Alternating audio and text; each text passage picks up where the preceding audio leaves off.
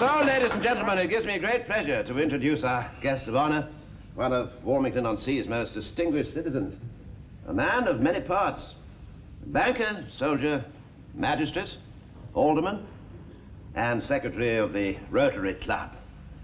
A good fellow all round. Ladies and gentlemen, Alderman George Mannering. Mr.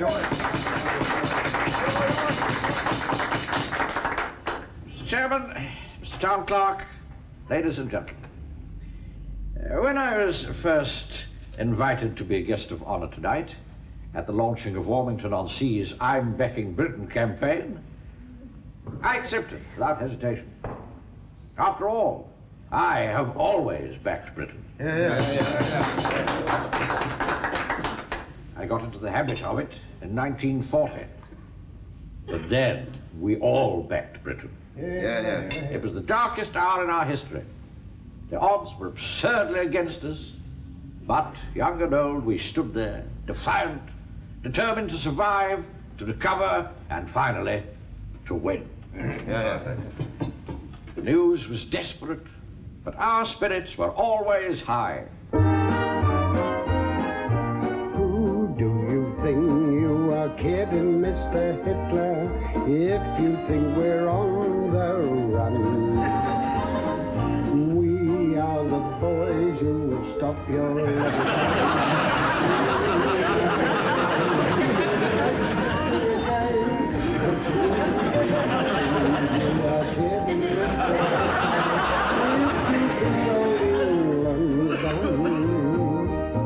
Mr. Brown goes off to town on the A21, but he comes home each evening and he's ready with his gun. So who do you think you are kidding, Mr. Hitler, if you think old England's done?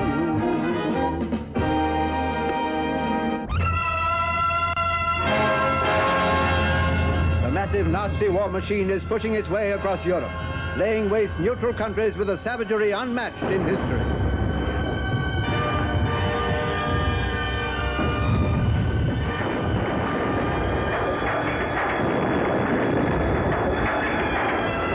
When Hitler comes up against British troops, it's a different story. They fight him every inch of the way, giving as good as they get. It's a tough battle. But is Tommy Atkins downhearted?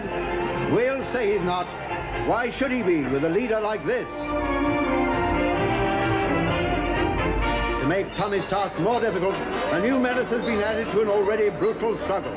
Hordes of parachutists descend from the skies, trained to sabotage lines of communication. And who knows, even our own shores may not long be spared this, the latest of Hitler's tricks.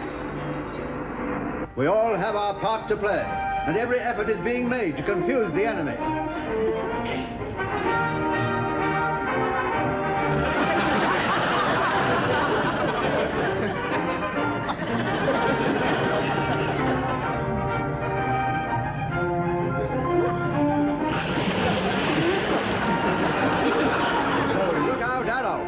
Every day our defenses are strengthened, and if they do come, let's give them a sharp warning.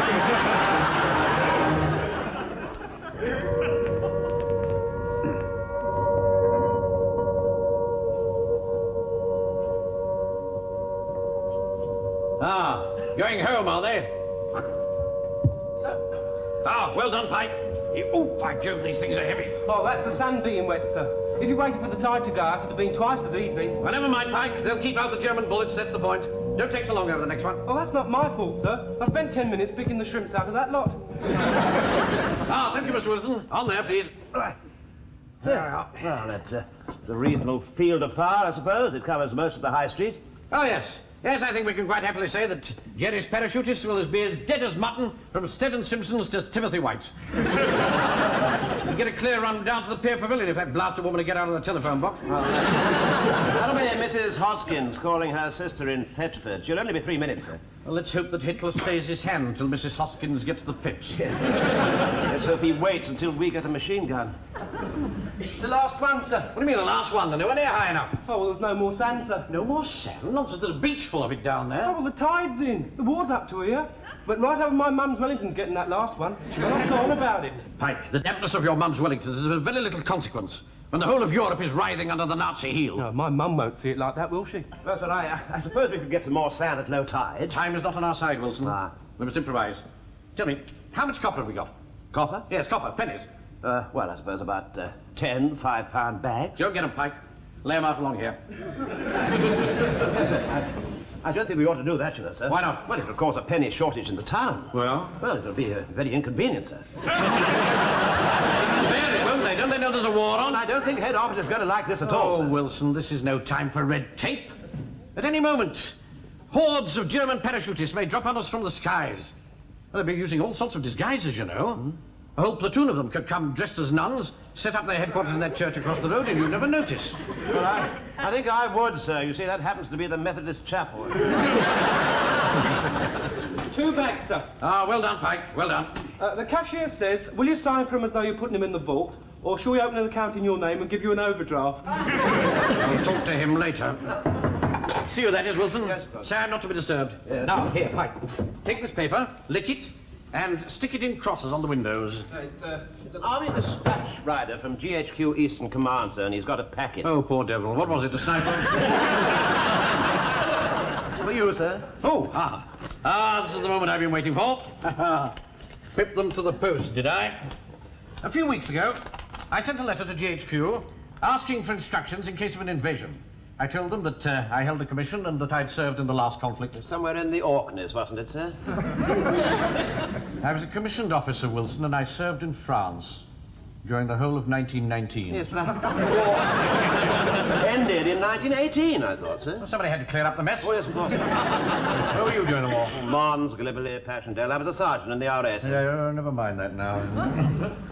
Yes, sir. In view of the grave danger of enemy parachutists landing in the home counties, it has been decided to form a force of local volunteers to guard certain strategic points. This force will be known as the Local Defence Volunteers. Yes, Miss King? It's Anthony Eden, sir. In person? On the wireless. They say it's very important.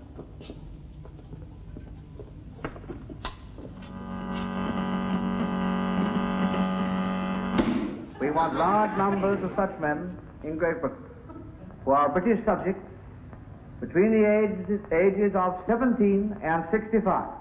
17 and 65. The name of the new force will be the Local Defence Volunteer. This name describes its duties in 3 words.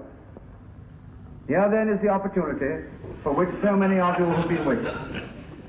Your loyal help will make and keep our country safe. Right. Let's go to it. Right, back to work, Miss King. Now, the first thing we've got to do is set up an invasion committee. Yes. Pike, Yes, sir? whatever's the matter, boy? I feel sick, sir, slicking all this paper. Now listen to me. We 3 are the invasion committee. Now, the first thing to do is to appoint a properly appointed commander. A what, sir? Appoint a properly appointed commander. That's me. All right? All right. You will be my second in command. Oh, thank you very much indeed, sir. Thank you. What next? Ah, yes. Means of conveying instructions and information to the public. An information officer will be appointed. Pike, that'll be you. The information officer will be supplied with a megaphone. Oh.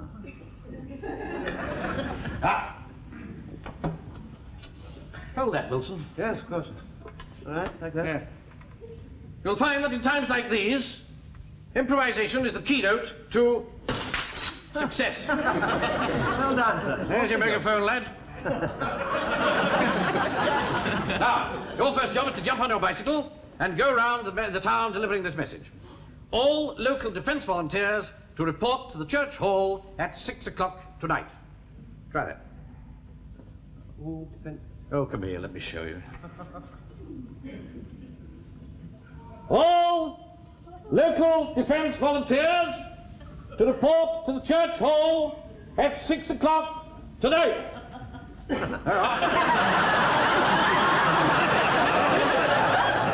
I don't know how you do it. Well, history repeats itself, Wilson. Times of peril always bring great men to the fore. Wellington, Churchill, Al Jolson. Al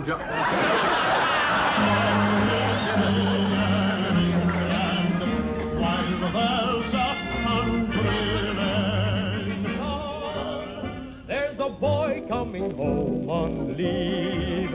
There's a girl wants him home on leave. The meeting was called for 6 o'clock. It's 20 past. Where is he? I could have had time for a round of golf. Do you know that? I've just bought a new... Excuse me. One moment. Do you mind getting back? We're waiting for the appointed commander. I am the appointed commander. Yeah. Oh, sorry. Oh, there you are, sir. Tell me, did you get the enrollment forms? No. Well, haven't they got any at the police station? They wouldn't let me have them without putting in an application form. Well, then why didn't you, sir? They haven't got any. Oh, I see. I got those, however. But look here, these are paying in forms. Oh, sir. don't keep putting obstacles in the way, Wilson. Get the first man. All right, hello. Right, sir. Would you mind stepping this way, please? Wilson, come here. What's it? I intend to mold those men out there into an aggressive fighting unit. I'm going to lead them, command them, inspire them to be ruthless killers. And I'm not going to get very far if you're going to invite them to step this way, am I? Quick march is the order. I'm very sorry, sir. All right, quick march! Not much point. I'm here already. Name? James Fraser. Occupation? I keep a philatelist shop. How do you spell that? S-H-O-P. Thank you very much. I imagine you've not had any previous army experience? No, none at all. No, we can usually tell, can't we, Sergeant? Yes, we can, sir. Once a soldier, always a soldier. Yes, of course. I'm a sailor. Chief Petty Officer, Royal Navy. Retired. Sign there. Are you swearing? I never said a word. You army type. Aren't you swearing an oath of allegiance? Oh, yes. Yes, of course we are. We're going to do that later. Wait outside. Come, boys brigade, men. Have to watch that man, Wilson. Yes, sir, yes. Bolts you lot, these jack tiles. Yes, I've had a pretty good. Next man. All right. All right, next man, please. All right, quick march. Yeah. All right. Halt. How do you do? Howdy. Name? Godfrey. Charles Godfrey. Occupation? Well, as a matter of fact, I'm retired, but I was 25 years in the civil service. Oh, really? Indian or British? Civil service stores. Any previous military experience? Well, I was several years in the sports department. Of course, that meant archery and air guns. Yeah.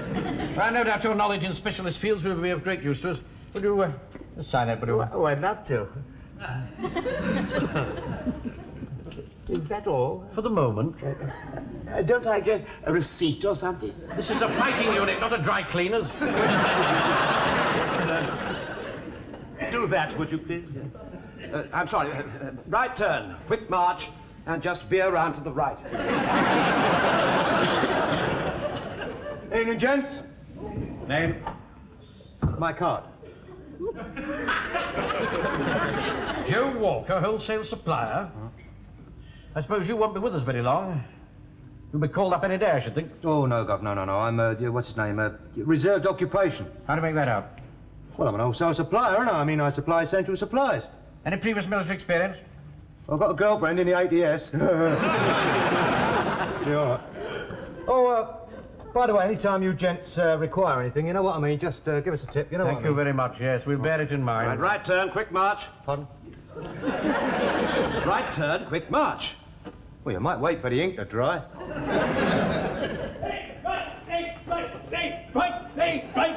Right. Oh, stand out. Ace. Evening, Mr. Manring. Evening, Mr. Wilson.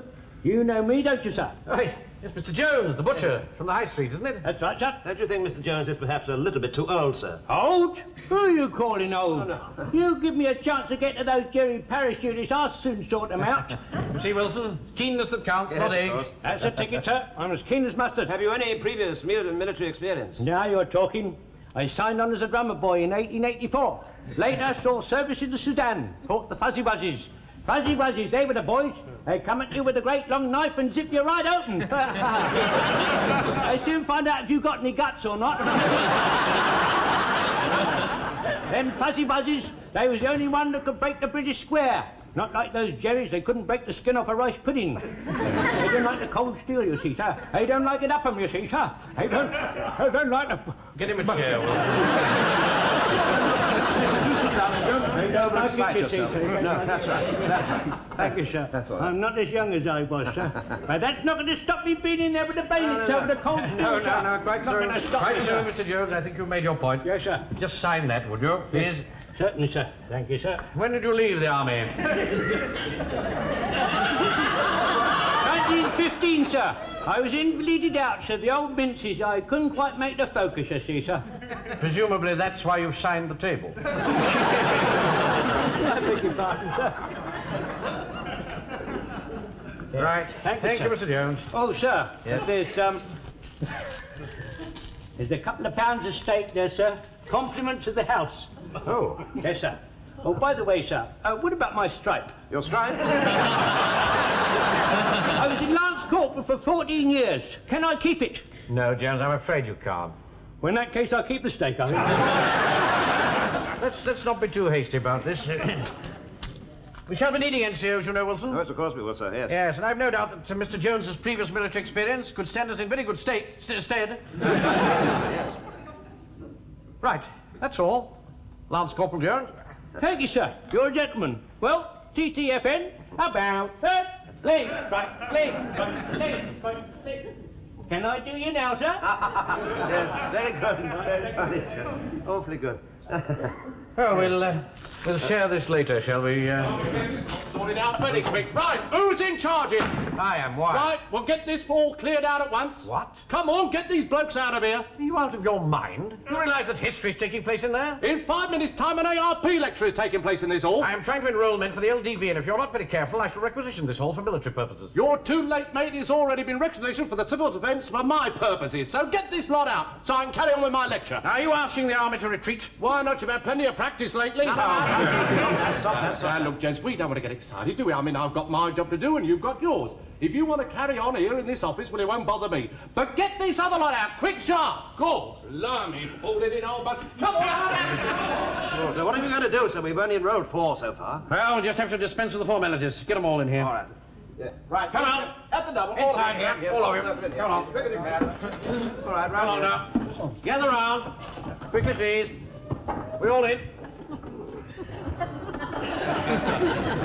Now, men, you've answered your country's call today. We're all here to defend our homes and our loved ones. And I know that you will not shirk that duty. We've no guns. We are naked. But we have one invaluable weapon in our army: ingenuity and improvisation. That's 2. I want you all to go to your homes, gather what weapons you can, and come back here in an hour's time. From tonight, whatever the odds, we Englishmen, we British, we here are going to be able to say, come on, Jerry, we're waiting for you. Don't forget your gas mask. That's all. Dismissed. Thank you, sir. That's really very nice. And you wave me goodbye. Cheerio, here I go on my way. Wish me luck as you wave me goodbye. Squad, attention! Try and get it right. Squad, stand at ease. Attention! All right, sir. The men are all ready for your inspection. Very smart, Corporal. What's that supposed to be, boy? Well, you said if you hadn't got anything else, we'd tie a carving knife to a broom handle. I didn't say keep the brush on the end of it, you stupid boy. Well, you should have said. I don't want any insubordination. Take this man's name, Sergeant. What's your name, lad? Well, you should know by now. You've been a friend of my mum since before I was born. Well, see, it doesn't happen again. Where did you get that gun? Eh? The gun, where did you get it? Well, it belongs to my friend, actually. I see. He's got a friend. A gun. Yes, I can see that, sir, yes. Well? Yes, well. I'm the officer. Yes, sir, quite. You're the sergeant. Quite, yes, sir. We ought to have that. Yes. You're asking for it. Well, don't you think it would have more authority coming from you, sir? No. Right. Excuse me. Mr. Mannering would rather like to have your rifle. Who would like to have it? Captain Mannering. Well, he can't have it. Now look here, Godfrey. Hand over that gun at once. I don't see why I should. Are you refusing to obey an order on active service? Realize we could have you shot for this. That'll be a bit tricky since he's the only one with a gun. Permission to speak, sir. Permission granted, Corporal. Why don't we take it in turns to have the gun, sir? What an excellent idea. Draw up a rota. Put my name at the top. That's a very formidable looking weapon. Aye, a poor man with that and then give him that.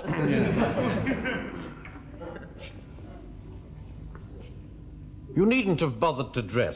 Well, as a matter of fact, it's my wife's birthday. You see, we're going out for a little dinner celebration. Do you think you're going to be long? Well, that rather depends on Jerry, doesn't it? Not that we want to interfere with your social arrangements. Well, that's perfectly all right. I would have asked you too, and we haven't really been introduced, have we? No, we haven't, have we? Well, we can soon arrange that. May I introduce Captain Mannering? I'm afraid I didn't quite catch your name. Wilson! What do you think you're doing? Oh, I don't know. I just thought he might ask me, too. Your wife's birthday today, Yes. is it? You got her a nice present, I suppose. Well, in all this confusion, I just haven't had time. Here, hang on a sec. Here, cop hold of that, will you, Taffy? Taffy. Anything there you fancy? I say. There you are. Look, there's a nice little thing. 15 jewels, solid 18 carats, Swiss made, waterproof, shockproof. Can't get them anywhere these days. I'll tell you what, 10 quid and it's yours. I say, it's extraordinarily generous of you. Thank you very much indeed.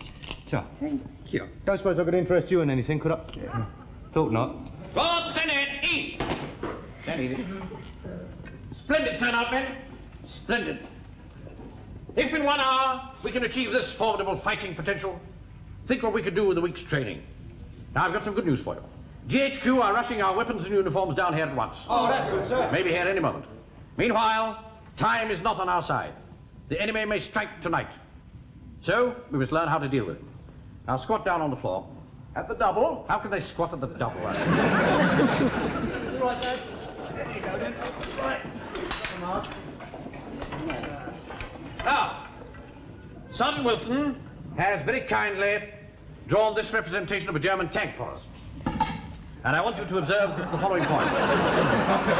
Heavy armor in the front here, usually 4-inch plating. 40, 50 or 60 millimeter repeating cannon here. Heavy machine guns here and here. Light machine guns here, here, and here. High pressure flame thrower here in the front. And I'm told on very good authority, 2 hand grenade throwers. Cool. A very formidable opponent indeed.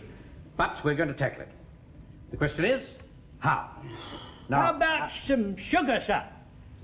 sugar? Yes.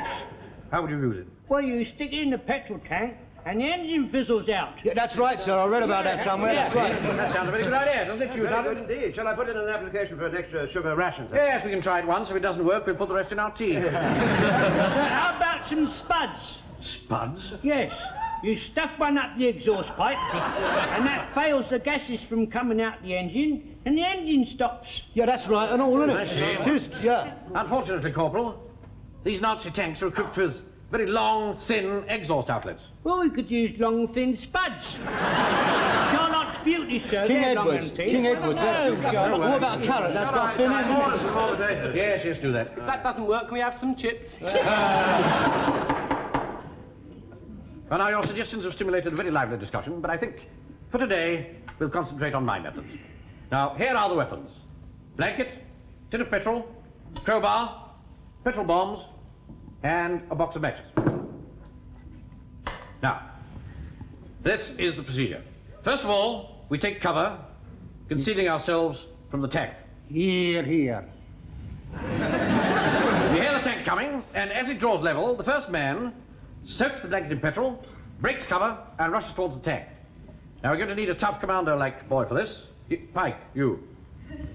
Second man will then light the matches, rush to the blanket, and set fire to it. Yes, sir. Please, sir. Can Yeah. I volunteer for that, sir? Oh, very well, Corporal. Thank you, sir. Do you think that's wise? All clear so far? Yeah. Fraser, you will prise open the lid of the tank with the crowbar. Walker will have a bomb in each hand, which will be ignited by Corporal Jones, and they will be pushed into the aperture. Any questions? Yes, sir. What are you going to be doing? I shall be observing from behind cover and deciding whether or not to send in a second wave. Now, you must understand that the most important part of the whole operation is the decoy. It is essential that one man draws the attention and the fire of the tank gunners to him and away from us. You better be the decoy. Braceful. You. Right, let's try it by numbers. Come and get your weapons. Right, decoy, over here. You work over here in this corner. That's it. There we are. Godfrey, you're in charge of the tank, over at the other end of the room. There we are. Now, Sergeant Wilson with the whistle when we're ready to go. Hey, Sarge, can I put the petrol on my blanket now? Oh, of course not, Bob, of course not. This is a dummy run, for heaven's sake. Right, stand by. All right, start them off, Sergeant. Right, up you go. I say. Oh, that's no good. Look at them. I was angry for all that fire. Go on, do it again. I say, you fascist beasts. Where's the blanket? Sorry, sir, I didn't hear him coming. Come on in. Oh. Start again. Start again. Right, back here. First, come on. And this time make a noise like a tank. All right, stand by. I say, you fascist beasts. Thank it. Right, sit right in, Corporal. Come on. Sergeant, get the Manchester line, sir. Wait a minute. Start again. Here we are, sir. Pike, take charge of the matches this time. All right, sir. Well, I'll have the blanket, sir. All right, Corporal. Here. Right, stand by. Right, off you go. We are going to hang out washing on the sea line.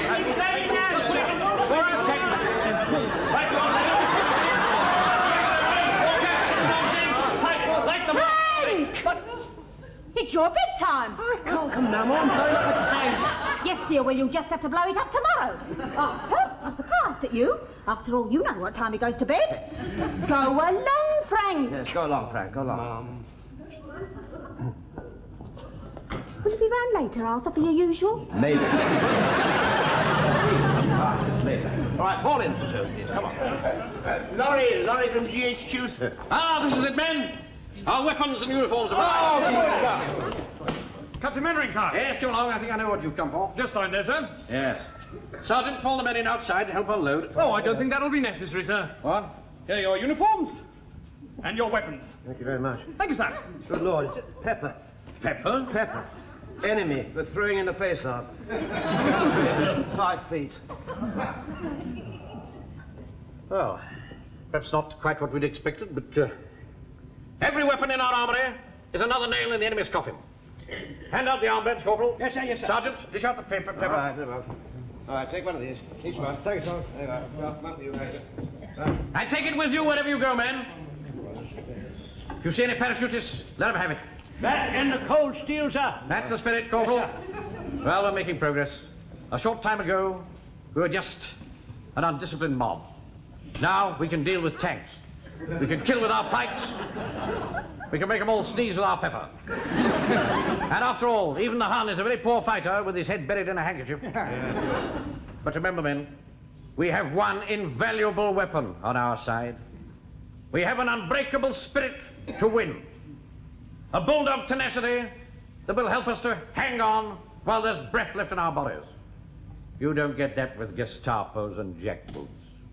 You get that by being British. So come on, Adolf. We're ready for you.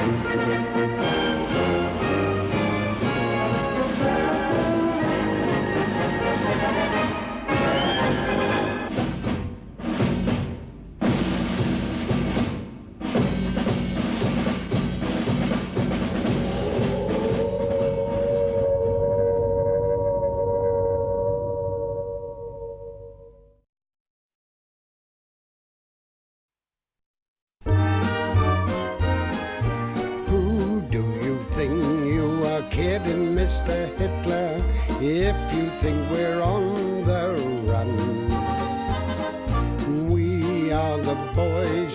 stop your little game. We are the boys who will make you think again. 'Cause who do you think you are kidding, Mr. Hitler, if you think old England's done?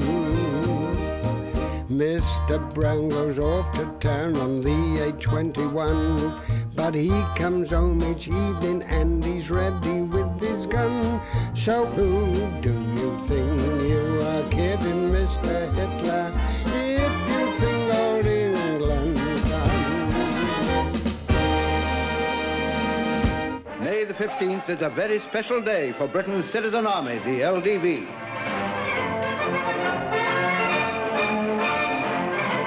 Though it's only a few days since they answered their country's call, after a brief inspection, the men move off to prepare an ambush for enemy armored cars.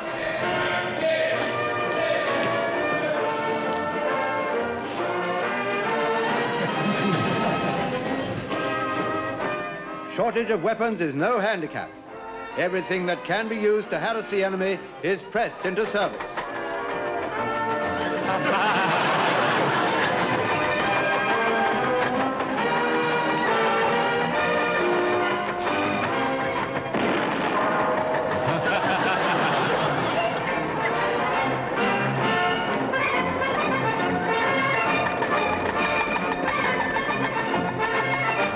The men are veterans of many campaigns, but now they're fighting for their homeland, and they know every street, every bush, and every inch of their own country.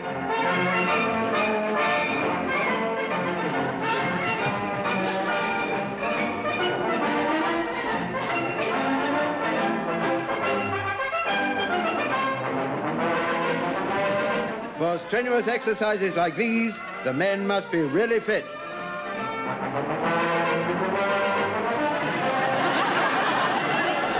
One thing we can be sure, if Hitler tries any of his tricks here, Britain's local defense volunteers will not be caught with their pants down.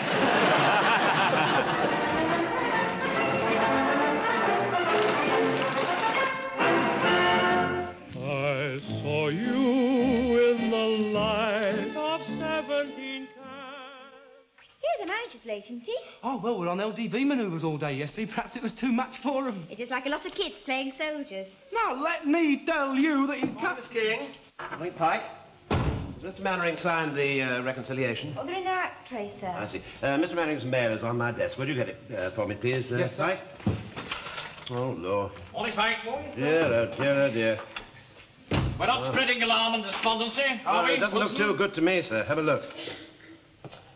Oh, dear, no, you're right, it doesn't. You know, sir, my theory is that General Gort is letting the Boche extend his lines of communication and then bang, right in the soft underbelly. That's funny. Someone tell Mrs. Pike that. That sounds like another case of careless talk to me. Sit down, Wilson. Oh, thank you, sir. Thank you very much. I wanted to have a little chat with you about yesterday's manoeuvres. Oh, yes? We learned some valuable lessons, I think. Yes, I'm sure we did, sir. Yes. At the same time, I don't think that we got the unthinking obedience that we're entitled to expect if we're to become an efficient fighting unit. Well, I wouldn't say that, sir. Well, I would. When I gave the order to the men to cross the river, did I get unthinking obedience? Well, perhaps some of them did have a thought or two about it, sir. Precisely. And moreover, some of them put their thoughts into words. Did they, sir? Unless I'm very much mistaken, when I gave the order to cross the river, someone said, get stuffed. Probably that Bolshevik Scotsman, sir. It was an English voice. Yes, well, he's very crafty, sir, you know, very crafty. I'll watch him, sir. The point is this, Wilson. Whoever said it, nobody crossed the river. Yes, well, some of us were wearing our best clothes. You weren't in your best suit? It was my father's suit, sir. I mean, I'm rather attached to it. Actually, Pike attempted it and fell flat on his face, of course. Well, be that as it may, I would have welcomed a sample of cooperation from you as my second in command. Yes, but, sir, I was the first person to cross the bridge. But I'd explained to you that the bridge was demolished. No, but it wasn't, sir, was it? You were supposed to pretend that it was demolished. But I did, sir. We all did. We all pretended it was demolished. We just used it to help pretend that we were crossing the river. You see what I mean? Without getting wet. Anyway, I'm sure, sir, when we get our uniforms, you'll be able to send us charging like madmen through every river in the county with impunity. I'll remember that, Sergeant. Any news of the uniform, sir? No, another 6 weeks at least. And the rifles. I see. 6 weeks. So until then, we fight Hitler's parachutists with 1 shotgun, 15 carving knives, and Lance Corporal Jones's assegai. You're forgetting Bracewell's number 3 iron. Yes, I think it'd do rather better to take a wood, sir, if you ask me. Here's the post, sir. Ah, thank you, Pike. Well, you survived your ducking of yesterday. Oh, yes, sir. As soon as I got home, I wallowed in a hot bath. Wallowed? That's not very patriotic, is it? You're only allowed 6 inches of bathwater, you know. Well, I worked it out that you're allowed 7 6-inch baths a week, so that means 42 inches of water. Well, I do better than that. I make do with 2 15-inch baths, and I save 12 inches. Yes, well, save your mathematics for your work, Pike. That's all. Yes, sir. Oh, dear, dear, dear. What's that, sir? Another account closed for the duration. Oh, Lord, what was that? It's the Peabody Museum of Historical Army Weapons. It's from the curator. He's joined the Navy. The museum is closed for the duration, and he wants us to transfer all their funds to a deposit account till he returns. Make a note of that, will you, Wilson? All right, sir, I'll attend to that. What was the name of it again, sir? Peabody Museum of Historical Army Weapons. All right, I'll see to that. Excuse me, did you say army weapons? By Jove, Wilson. Are you thinking what I'm thinking? I doubt it, sir. There might be something there that's of use to us. Well, I wouldn't get too excited about it if I were you, sir. I mean, as far as I can remember, their chief exhibit is a full-scale replica of Boadicea's chariots. They go up to the Crimean and the Boer War, don't they? Yes, but surely that sort of thing won't be much use to us, sir. Nonsense. British Army hasn't changed the pattern of its rifles since he threw out the flintlock. What do you think they used to relieve Ladysmith? I really haven't given it much thought, sir. Carbines. 303 carbines. Or I'm a Dutchman. All right, sir. Well, I'll attend to it. I'll get in touch with GHQ at once. Oh, no, Wilson. We can't wait for all those reams of bombs to come through from GHQ. Before another dawn breaks, the sky may be black with parachutists. We must have those weapons in our hands today. Pike! Pike! Yes, sir? Go get a handcart. Handcart, yes. Where from? Oh, a builder's yard, greengrocers, Boy Scouts, I don't know. Use your initiative. Oh, yes, sir. Well, go on, move, boy. Sergeant, parade the men at 1600 hours ready to move off. Well, the shops don't close until 5:30, sir. Well, they can still be ready by 6, can't they? Yes, well, that'll be 1800 hours, sir. All right, 1800 hours then. Operation Gun Grab. All right, I'll see you to it, sir. Oh, there's just one thing. If we just breeze along into this museum and take these guns and, you know, well, won't that be stealing? There's a war on, Wilson. I know that, sir. I'm fully aware of that, but nevertheless, it is still stealing. I'm a commissioned officer, and I shall requisition what weapons I think fit for the defense of our homes and of this town. Take this down, Miss King. Under the emergency powers vested in me by His Majesty the King, I, Captain George Mannering, hereby requisition such weapons as I think fit. That little king without a crown. Mum, I wish you hadn't come down here tonight. It makes me look such a fool. I don't care. I'm not having you coming home like you did on Sunday, wet through, wading through rivers indeed. I'm going to speak to Mr. Mannering about it. He ought to be ashamed of himself. No, Mum, no. Good evening, gents. Oh, Aunt Lady. No. I've got 10 minutes before the parade begins, so I've got a few essential items here that are in short supply in the stocks. Come over here. No, I've got some hair grapes and chocolate biscuits there. Oh, and some elastic. What about that? How much? £5 a yard. £5 a yard? Not bad, is it? You can't get it anywhere. It's so long since it's been in the shop, some of you ladies must have been getting a bit desperate. Hey, I'll get the Fraser. There's your chump chop. There's your nibber. I'll get the money off you in a minute. Mr. Godfrey, here's your sausages. What on earth is going on in here? Oh, it's all right, Sergeant. We're just distributing a few essential supplies. What is... Schweinhund, Engländer. Deutschland über alles. Achtung! There! You fools! You're dead, every one of you!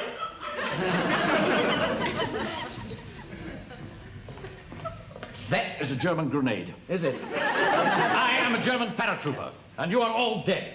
Now, why wasn't the sentry posted? Well, the parade isn't due to start for another 5 minutes, sir. No, that's right, sir. We wasn't ready. If you think the Nazi hordes are going to wait till you're ready, you've got another thing coming. Now, Mr. Mannering. Now, in future... Mr. Mannering, I'm not having my Frank coming home wet through again. You're not wading through any more rivers, are you? We may, Mrs. Pike, we may, if Hitler flings himself upon us. Well, if he does, that's different, of course. You expect it then. But you don't expect him to go jumping into water just to please you. I'm surprised somebody didn't tell you They to did, Mrs. Pike. Shall I get the men to fall in, sir? Thank you, Sergeant. Now, look here, would you mind, all of you, just falling in 3 neat rows, you know? All right? Thank you. I'll be off then, Mr. Mannering. Thank you very much. Right. Don't be late tonight. Oh, later, Mavis, please, for heaven's sake. Easy, everybody. All right, squad, come on. Squad, attend, shot. Where's he got to? Men are all present and correct, sir. No, sir. Bailey's not present and correct, sir. Oh, why not? Well, I got him in the shop counting the coupons. Otherwise, had I not done so, furthermore, I would not also be here present. You see, we're all counting the coupons on Monday. We always count the coupons on Monday. Monday, sir. yes. Thank you very much, Corporal. Otherwise, there wouldn't be no meat. Stand a minute, please. All right, sir. Would you mind just standing? Give it in the form of an order, Wilson. Sorry, sir. Platoon, steady, Excuse me. At ease already, if you see what I mean, sir. Stand easy. Now, I won't beat about the bush, men. You know that we're desperately short of arms. So we're going to requisition what we need from the Peabody Museum of Historical Army Weapons. Permission to speak, sir. Yes, Gordon. They won't let you have nothing there, sir. I don't see why not. The museum is closed for the duration. Only some old fool of a caretaker there. That's my father. Your dad? Blimey, he must be getting on. What do you mean? He's only 88. Mind you, he was very young when he had me. He got married again last year for the 3rd time. Between you and me, I think he had to. The point is, we shall put in an official requisition. Anyway, he's too old to stop us. I shouldn't rely on that, sir. He can get very ugly when he's roused. Runs in the family. There's no call for that. I'll have you for insubordination. That'll do, Corporal. I'll put him on the fizzer. I don't think that'll be necessary, Corporal. Well, there's one thing. He certainly had it for offal, I can tell you that.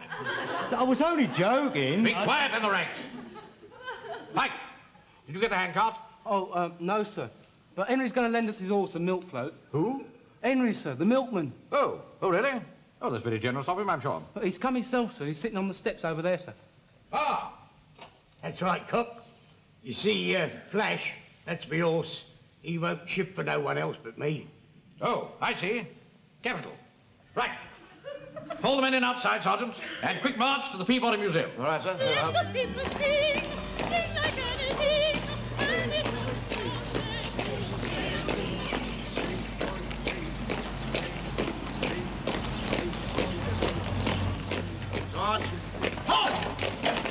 Get the line, all of you, man. Quick, march! Left. Guard, halt!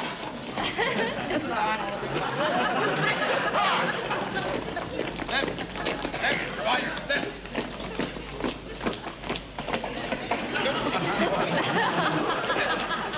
Okay, Captain Mannering wants to know why there's so many hold-ups. Well, it's our regular round, you see. What? It's our regular round. Come on. I think something's upsetting. See, I always carry a basket of milk round. Come on, Flash. Right. Come on. All right, you better take it.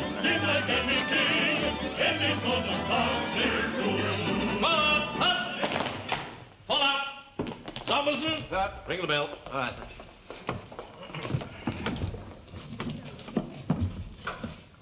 I think it's stuck, sir. Well, give it a jerk. Oh, give it a jerk. All right. Oh, blimey, now look what you've done, sir. Oh, when my dad sees this, he'll go absolutely burlesque. Shove it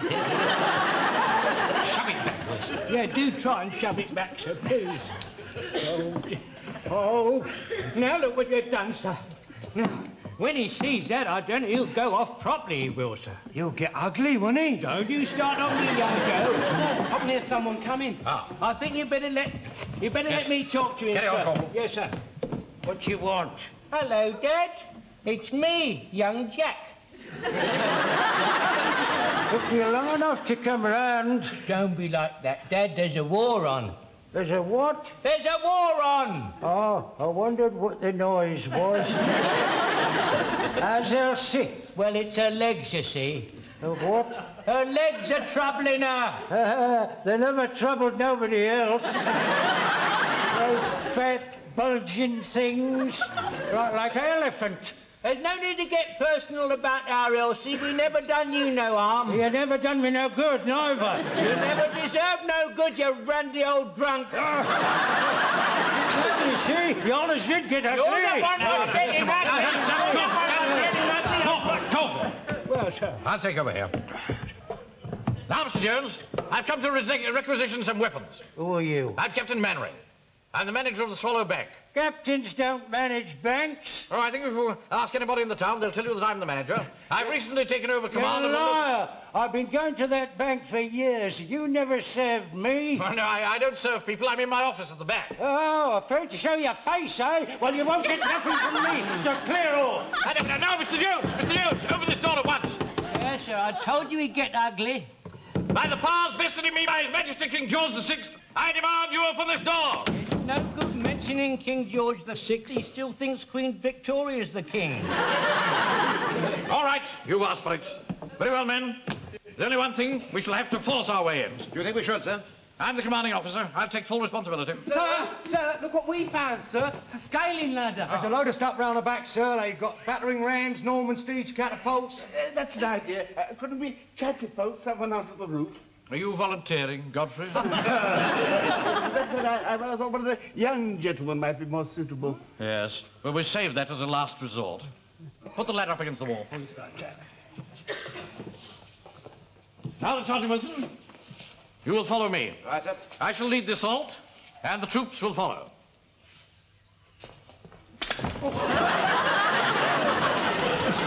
You all right, sir?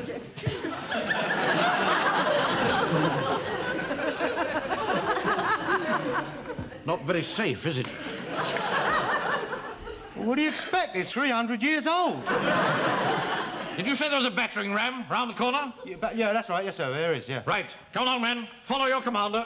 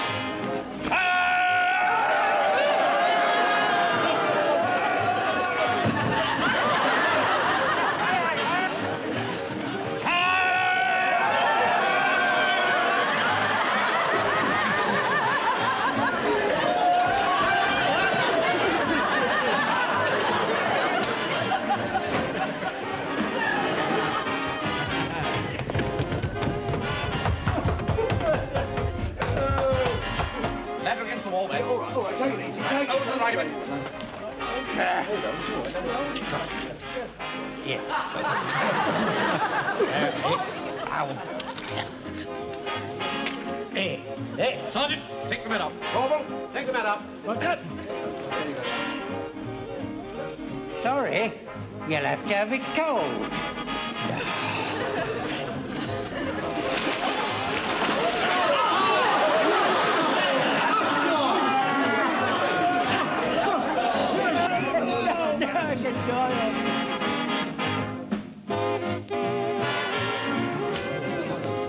All right, everybody. Stand to attention. Morning, officer. Stand easy. Well, men, we've tried force. Now we're going to try cunning. Now, this is the plan. We proceed to the museum. We conceal ourselves by the front door. Then Private Fraser, disguised as an ARP warden, will knock on the door until that old fool... until Corporal Jones's father answers. When he does, you'll tell him that he's showing a light. When he comes out to see what it is, we will go in and shut the door behind us. Well, supposing he doesn't open the door, sir. We must make him open the door. Yeah, but I thought that's what we were trying to do a little bit earlier on. Mr. Speaker, Yes, Corporal. why don't you show him half a bottle of whiskey? And that will ameliorate him and stop him from getting ugly. I don't doubt it will. Where are we going to get the whiskey? Hang on a tick. There you go. 30 bob. It's only 15 in the shops. Yeah, but you can't get it in the shops, can you? Very well. Hand it over. Oh, Taffy. No, it's all right. No, don't bother. I'll put it on your account. Don't keep looking at it like that, Fraser. I'm sorry, sir, I can't help it. Now, you're not to drink any. Not unless you're absolutely forced. No, sir. Just show it to him. Trust me, I won't take a drop except in the line of duty, sir. Now, you remember, Fraser?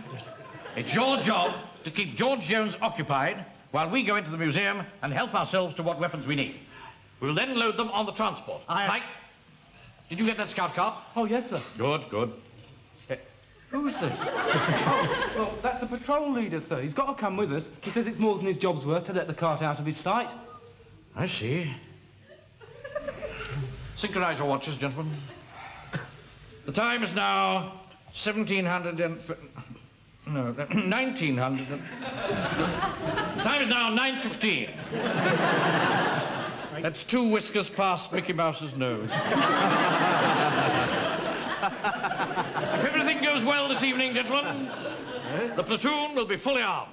For a while we must part, but remember me, sweetheart. Now remember, men, keep yourselves well hidden. Fraser, tell him he's showing a light. Right.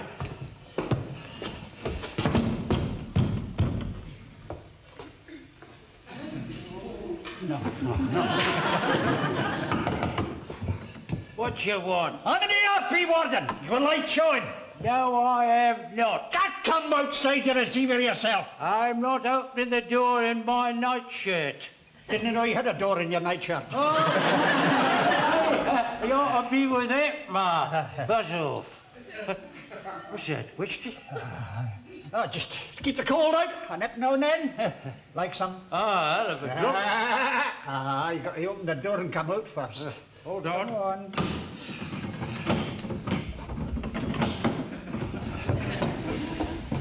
Where's the whiskey?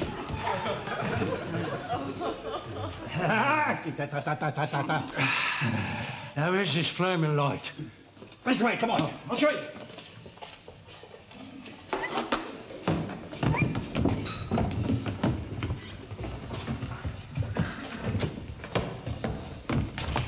You look after the car. There's no light showing. Look there! Can you not see? No, I can't. I'm going in. I can't open the door. I'll give me death a cold.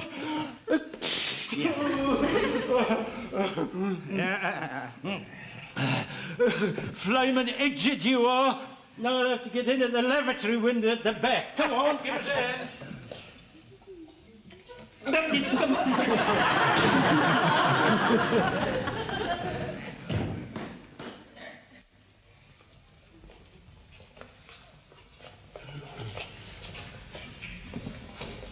Hey, Sergeant, what about taking these halibuts? No. I think it's the halberds. Sir, what about this? Special elephant shooting musket be putt and putt at Bond Street, 1835. Well, I mean, if it killed elephants, it would probably go through a tank, wouldn't it? Put it away before you break something. Never mind, Pike, put it away. Give it to me, will you?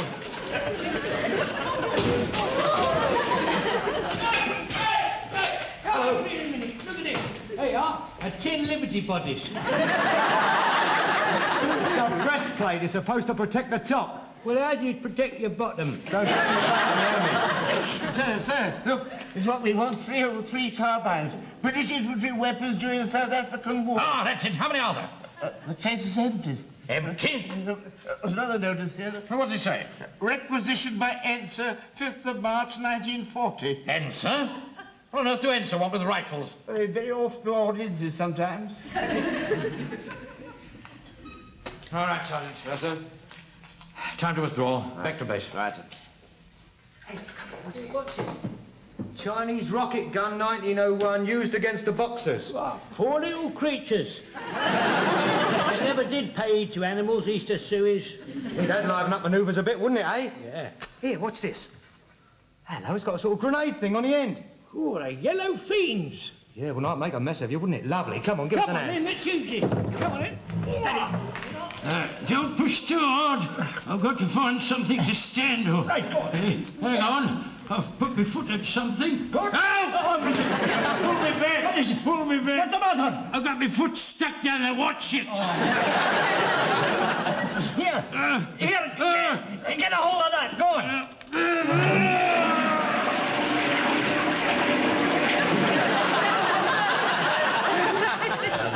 Very clever, wasn't it? Well, it flushed you out, didn't it? For a while we must part, but remember I've got it. Listen, I used to put a powder in there, then run it along there, and it used to fire each one up in turn. Right, now look, here's the horn, what they keep the fuse powder in, look, see? Here's the spare rockets down here. Hey, listen, and that's where they lit it. Hey, look, son, come here. Look, if you get out that scout knife thing of yours, you know, got an hook thing on it, well, you get unbunging those ports, we'll have it working again in no time, won't we? That's right, General, get unbunging. Listen. Corporal, Walker. Sir. I don't want you to think that your Zealand initiative has gone unappreciated. You've both shown exactly the sort of spirit we need to get Jerry on the run. But I really do think that this weapon is too antiquated even for our purposes. We'll send him back in the morning. We haven't got much else, though, have we, sir? No, but even if you do get it working, Walker, I think you'll find that modern warfare has progressed a little beyond the rocket. Yes. I think I better have a little talk with the men. I don't want them to get downhearted about this little setback. No, of course not, sir. Pay attention. Gather round here. Pay attention, everybody. Come on. Walker. Jones. Corporal. Walker. Leave that. Come on, round here. Make a circle round here. Now, men, as you know, GHQ will send weapons to us just as soon as they possibly can. But in the meantime, we must exercise our own ingenuity. Now, I had an idea on the way back from the museum, and I'll give it to you as an example of the sort of thing we need. On the top of every hill, we're going to station large drums of old sump oil. And at the sign of any emergency, we're going to spread this oil all over the road. Now, you can imagine the result. If the enemy's vehicles can't get a grip on the road surface, the whole war machine will grind to a halt. Mr. Speaker. Yes, Corporal. Tin tacks. Why don't we all have packets of tin tacks and spread them all over the road? That's an excellent idea. Punctured vehicles couldn't get very far, could they? Get hold of all the tacks you can lay your hands on, Wilson. But Mr. Speaker, you can get them at Woolies. Are you going to requisition it again, sir? No. I think we'd better pay cash this time, Wilson. Right. And one other thing. We're not going to leave here until we've made a staunch effort to improve our own arsenal. We're going to set to and finish making these petrol bombs. Now, Walker has sold us a very fine selection of empty wine bottles. Fraser. All right, sir. Line them up and empty them. Right. Corporal, you're in charge of the funnel. Right. Sergeant, you pour the petrol. All right. Now, I'll deal with these cork and string fuses. Now, we'll work in teams. When we get exhausted, the second wave will come in. Sure, sir. This petrol can is empty. Empty? Yes. Walker? Yes, well, so you see, I had to use it in the car to get the bottles. Done it, sir. What? Oh, jolly good. Yeah. What have you done? Cleared the ports in the rocket gun. Oh, jolly good. The fuse pad has fizzed away beautifully. Really? Now look here. If we're to survive at all, we've got to get our priority. What did you do?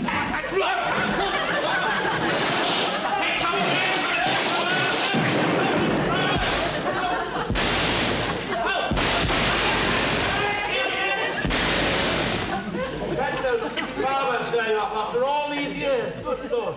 Yes. Damn clever, these Chinese. Thank goodness they're on our side.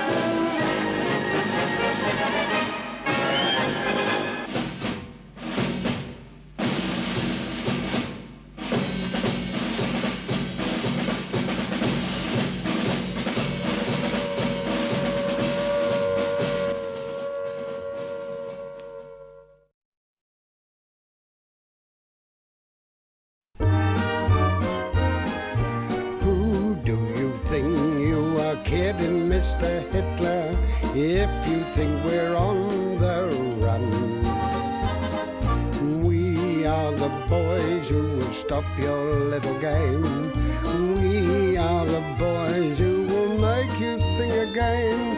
'Cause who do you think you are kidding, Mr. Hitler, if you think old England's done? Mr. Brown goes off to town on the A21, but he comes home each evening and he's ready with his gun. So who do you think you are kidding, Mr. Hitler, if you think old England's done?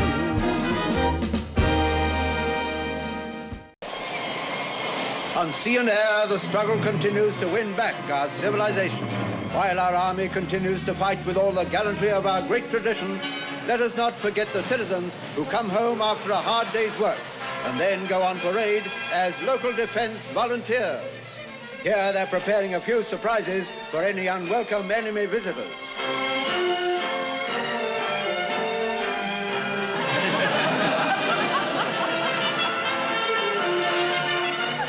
Shortage of weapons is no handicap. Everything that can be used to harass the enemy is pressed into service. They have an unbreakable will and an iron resolve. And if Adolf ever tries to set foot on this green and pleasant land, he'll be chased right back into the sea. Right, at ease, everybody. Squad. Squad, shut! Stand at ease. Squad, shut! Stand at ease. Squad, shut! I think it would save time, sir, if we were just to settle for that. Yes, we're going to the next bit. To the next bit, right. Squad present and correct, sir. Dismount, Corporal. Shut! It's a very smart hat. Where'd you get it? Fell off the back of a lorry, sir. Really? Stood up to it remarkably well.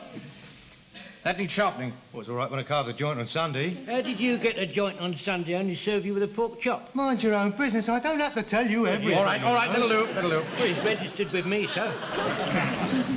Must look after our arms. Rather look after a rifle. They'll be coming along shortly, you can count on that. Pike, I told you yesterday, no mufflers on parade. Don't see the Grenadier Guards wearing mufflers, do you, Sergeant? But I never really thought to look, sir. Well, of course you don't. Well, I've got a note from your mum, sir. Note? I'm not interested in notes. You're in the army now, Pike. Sir, I think perhaps you ought to read it. Oh, very well. Frank is starting with his chest again. He ought to be in bed. If he can't wear his muffler, he's to come home or he will catch his death. I can't have him wearing that thing on parade. Makes the whole platoon look ludicrous. Well, perhaps he could wear it on patrol, sir. What time do you go on? 10 till 12, sir. It'll be dark by then, sir, anyway. Oh, very well. Take it off now and wear it on patrol. Thank you. What's this? Stones, sir, from a catapult. This is war, Fraser. I really do think we should draw the line at juvenile toys. Yes, sir. In future, ask the sergeant's permission before you bring any unauthorized weapons on parade. I did, sir. Did you? I thought in view of the absence of rifles, sir, it might be useful as a sort of a medium-range weapon. I used to be a dab hand at yourself when I was a boy. Yes, that's rather a long time ago, Fraser. What's up? I just hit my target just now at 100 yards. Felicia Beacon. Smashed to smithereens. Great Scott. Well, keep the thing out of sight. They'll be using Comkers next. Did I hear you say, sir, we'll be getting our weapons soon? I hope so, Fraser. I hope so. Oh, thank God for that. Look to your front, Godfrey. Take that smile off your face. This is a military inspection, not an advertisement for Odol. Well, steady at ease. Now, I'll just read the notices, and then we'll carry on with our unarmed combat. Unarmed combat, just about our mark, isn't it? Now, pay attention. Now, Mrs. Samways, the guide mistress, has requested that when we're doing arms drill in the guide hut, the order slope arms will not be given. It appears that the points of your halberds went straight through the felt roof, and now when it rains, she has to send half her troop home. Now, we must be very careful when we're dealing with other organizations, or indeed with the general public, for that matter, that we don't get ourselves a bad name. An example of what I mean is this. Mrs. Samways has also complained that last night her assistant, Miss Beckwith, was followed home by one of our men. who, she alleges, shone an unobscured torch on her legs and was heard to mutter, "Caw, what a pair of gamaroos." Now, that's not the sort of thing I want to hear about my unit. Pike, Walker, Jones, you were all on patrol. I'm not going to ask who did it, but don't let it happen again. Permission to speak, sir. Yes, Gordon. I'd like to confess it was me. I'm surprised at you, Jones. I know, Sergeant. I don't know what come over me. Well, don't let it come over you again. It's embarrassing for a young girl. Yes. Supposing it had been Mrs. Samways herself. That would have been all right, sir. How do you mean? I wouldn't have bothered. Silence in the ranks. Now, there's one more thing. You'll be very pleased to hear that the Spitfire Fund now stands at £3 9 and 4. Very good, sir, very good. Now, on the word move, we'll gather round for a further lecture on unarmed combat. All right. Up you go. Come round the circle along. Pay attention, everybody. Ah. Are you volunteering to be attacker again, Jones? Well, we've got to do something, haven't we, sir? I mean, we haven't got any rifles yet, have we, sir? Yes, Jones. Yes. Well, now, last night, we dealt with the countermeasures to be taken against an assailant with a dagger. And just a moment. In view of last night's incident, I think we'd better dispense with this. Yes, I think that's probably very wise, sir. Yes. Use that one. Maybe. Now, having taken the blow under the knife on the left forearm, you recall the next move was to twist the hand and grasp the assailant by the wrist. So, that's right, isn't it, Sergeant? Yes, that's right, sir. That's as far as we got before the doctor arrived. Right. Now, the next thing is to knock out our opponent. Now, this can either be done with the edge of the hand against the throat, the knee in the groin, or jab 2 fingers in his eyes. Stand behind him, Wilson, in case he falls backwards. All right, gents, all right. It's all right, Sergeant. I shan't fall over. I won yesterday, didn't I? This jumping in the eyes business. What happens if he's wearing specs like him? That's a good question. But the chaps in Whitehall who wrote this manual had fortunately thought of that. And they've come up with a very smart alternative. They recommend that you shove the index and second fingers up the assailant's nostril. Now, it's not a pleasant business, but this is war. And what do you do if he's wearing a gas mask? Ah. Now, that's a very... Isn't it, Sergeant? Yes, indeed it is, sir. It's a very good question. Yes. What do we do if he's wearing a service respirator? Must get used to calling these things by the proper name, Fraser. Service respirator. Anything in the manual? No, nothing in here at all, sir. Nothing. Ah, well, there you are, you see. Fraser has come up with a question which even the Whitehall Johnnies had not considered. But, of course, they're not front-line fighting troops like we are. So what do we do? I'll tell you what we do. We improvise. Put on your gas mask, Corporal. Service respirator, sir. Quite right, Sergeant. I'm subject to human frailties and weaknesses, just like any of us. Yes.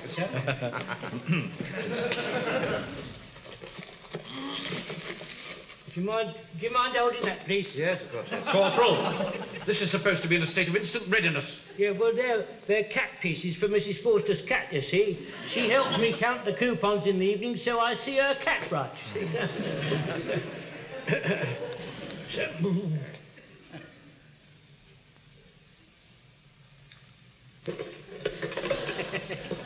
Now, we can't put our fingers in his eyes or up his nostril.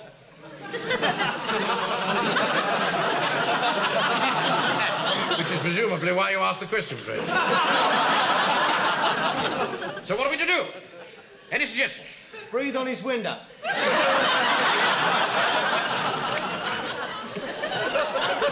That doesn't seem to work. Ah, well, you blew. You should have heard. I see. Would you care to have a go, Sergeant? Well, I think it's the celluloid material, sir. You see, it doesn't steam up. It's getting steamed up in here, all right. Yes, that's the answer, sir. You just hold him until he gets steamed up. Possibly. Ah, I have it. We cut off the air supply. Place the palm of the hand against the air intake. Or, in the case of the service respirator, of course, grasp the tube and squeeze it. Now, you know as well as I do that however tough and big a fighter is, be he Nazi stormtrooper, SS, or just plain Fritz, he cannot survive long without an air supply. This makes... Get it off! Service respirator, sir. Get it off! Well, get it off.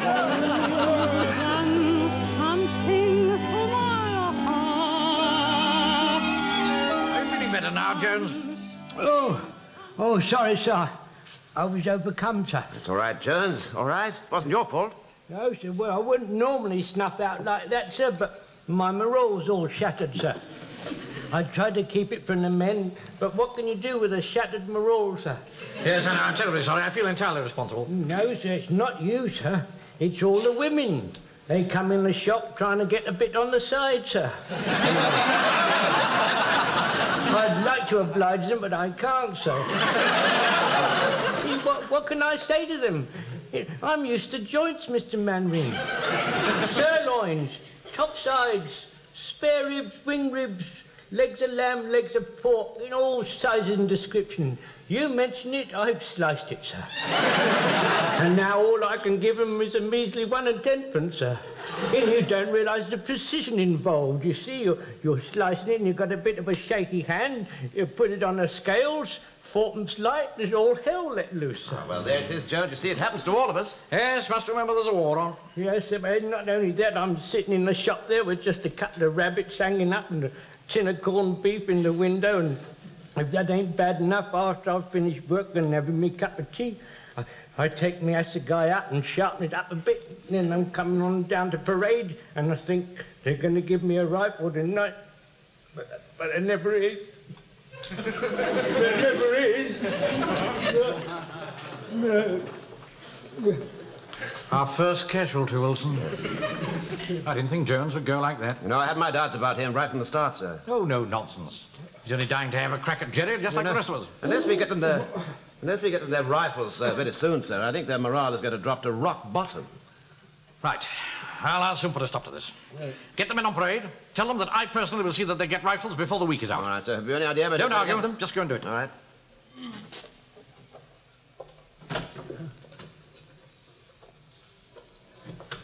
I don't know what we'd do without you, Mr. Mannering. You're our inspiration.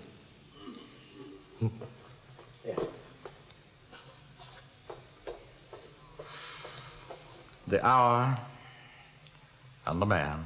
If ever a heart was in the right place, it's yours. Anything else? Well, only this, sir. Mr. Adams from the music shop. He's issued that check and there's nothing to meet it. He's not doing very well, is he? Well, see, he does over-order so terribly, sir. He's got 400 records of We'll Hang Out the Washing on the Siegfried Line on his shelves. He's not going to get rid of those now, is he? No. Couldn't he heat them up and turn them into nut bowls?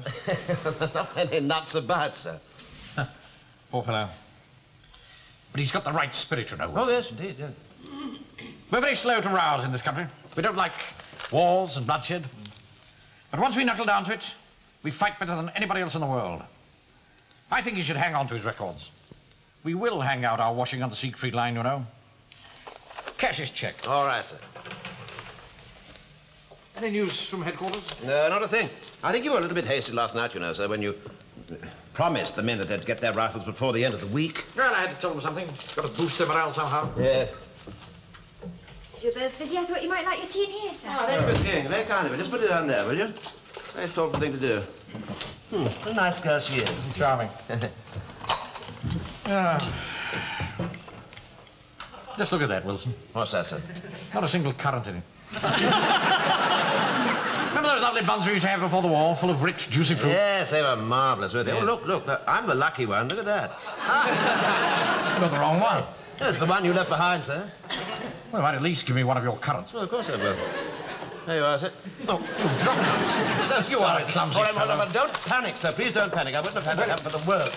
Must be under the paper somewhere. Oh, well, I just have to do without I'm currants. so sorry. Colonel Square to see you, sir. Colonel Square? I don't know Colonel Square. Do you know? No, I never heard of him, sir, no. Marshall Hall. I wonder what he wants. You better show him in, Miss King. Yes, sir. Mainwaring! Ah, do sit down, Colonel. Thank you. Actually, it's pronounced Mannering. Well, why the devil don't you spell it, Mannering? You the LDV fella? Yes. Yes, I might as well come straight to the point. Now, so far, the War House haven't found me a job. Heaven knows it should be easy enough for the man of my experience. Served 4 years in the desert, you know, 1915 to 19. You heard of Ella Ross? A big one? Ella Ross, man, Ella Ross. Now, what do you see in your mind's eye when I say that word, Ella Ross? No, but what do you see in your mind's eye, Wilson? An ice cream, sir? No, that's El Dorado. No. I'm talking about Lawrence of Arabia. Oh, I see. I served with him. Ah! Got it.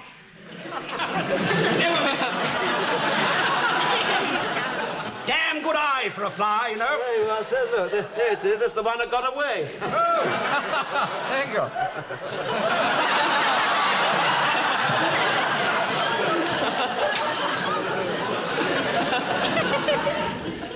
I say, do you always eat them? Can't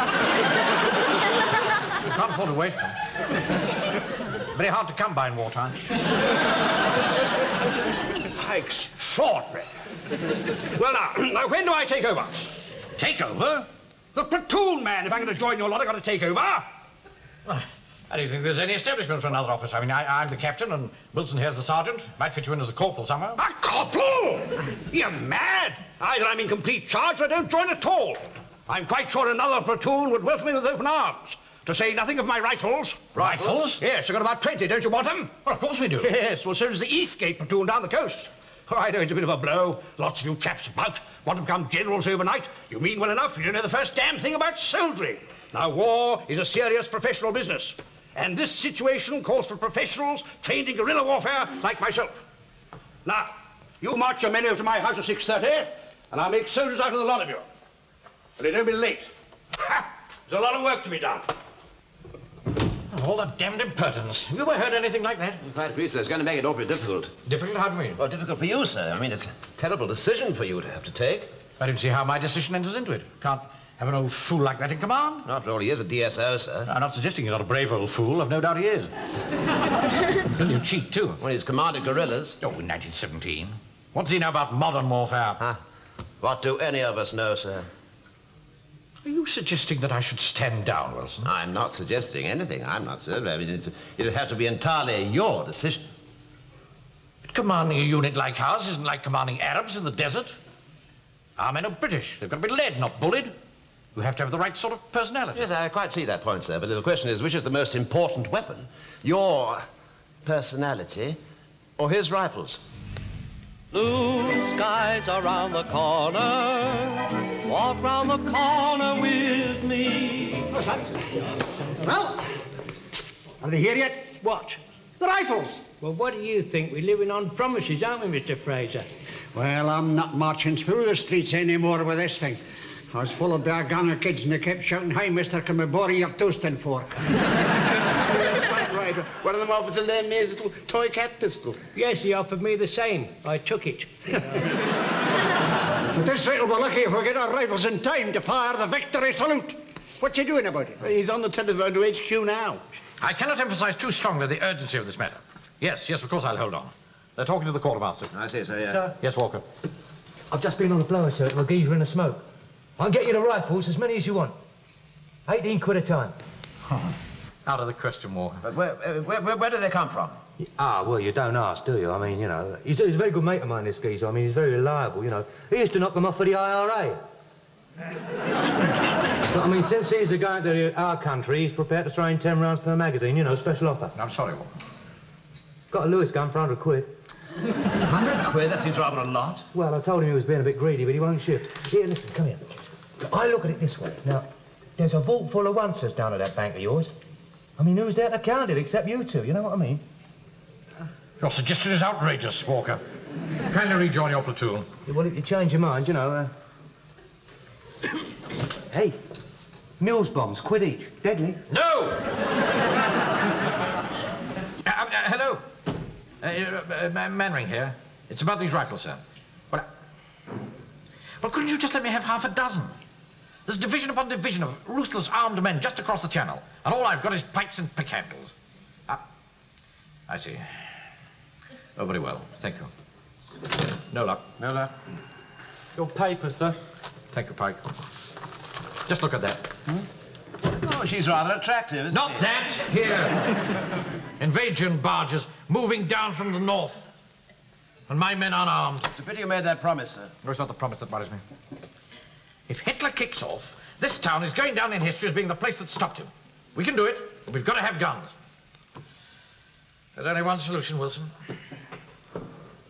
My personal pride must not stand in the way of the defense of the realm. Call the men in. We're marching to Marsham Hall. All right. It's a happy day for you and me, for us and we. All the clouds have rolled away. It's a happy day. Toodaloo-loo-loo-loo-lay.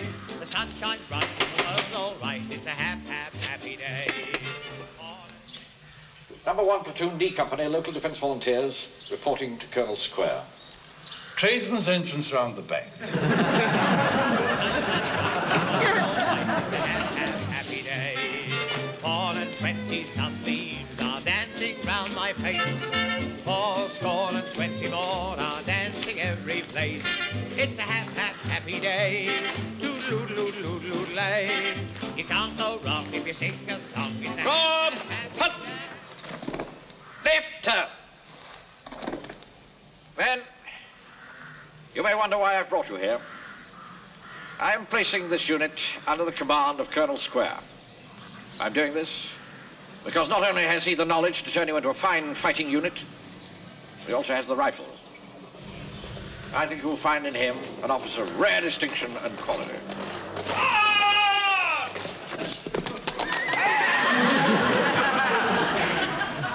Let your first lesson, Captain. A man mounted is always superior to one on foot. Yes, me, it's a bit too lally.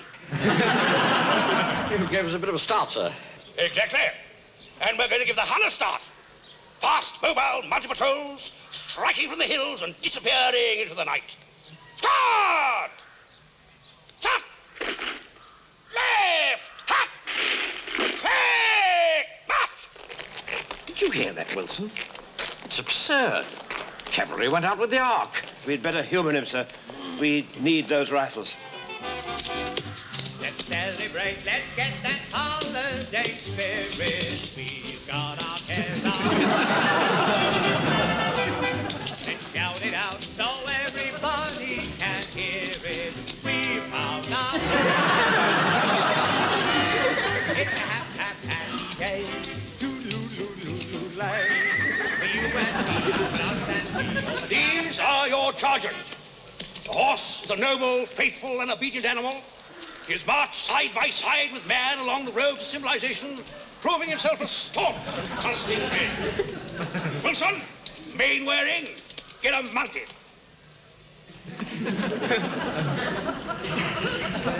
Turn you a clue.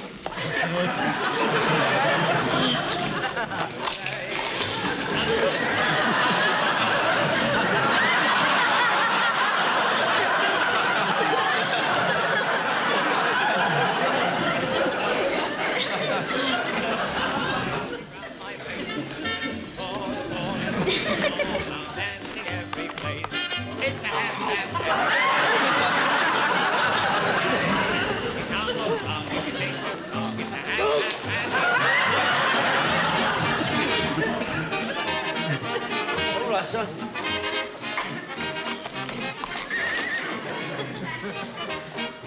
Come along, men. Come on. Sit up straight. You're proud of your horse. Shall I ring for the ambulance now, sir? The ground's pretty soft. We may be lucky. I must admit they're fine-looking animals. Did the Colonel breed them? No, sir. He's looking after them for the duration. They belong to Bailey's Circus.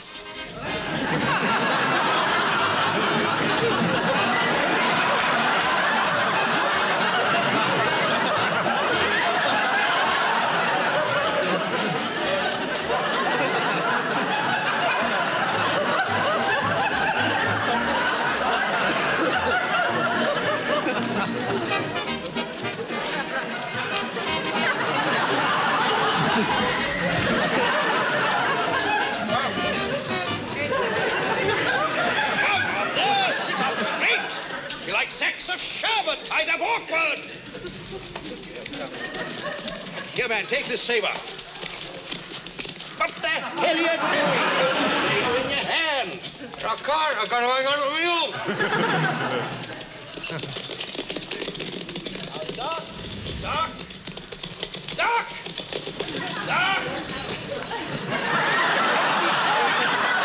Hang on, Jones. The arms, baby.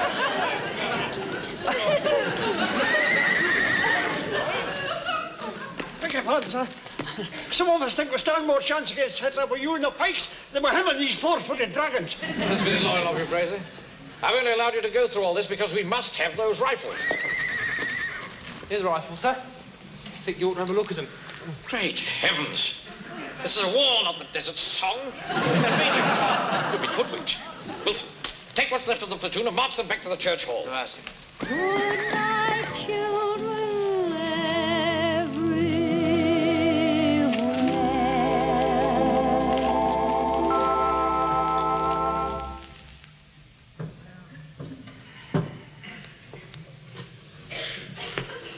If you can keep your head when all about you are losing there and blaming it on you. Sir, the men are waiting for you to talk to them. All right, don't panic, Wilson. We must all keep our heads. You know, sir, I think it was a bit rash of you to promise the men those rifles before the end of the week. The commander in the field has to take decisions, whether they're rash or otherwise. That's what makes him a leader. Ah, it's maybe good news. Mannering here. Yes? Yes? Oh. I see. Thank you very much. News of the rifles, sir? No, I'm afraid not. Message from GHQ to say that we are no longer to be known as the local defense volunteers.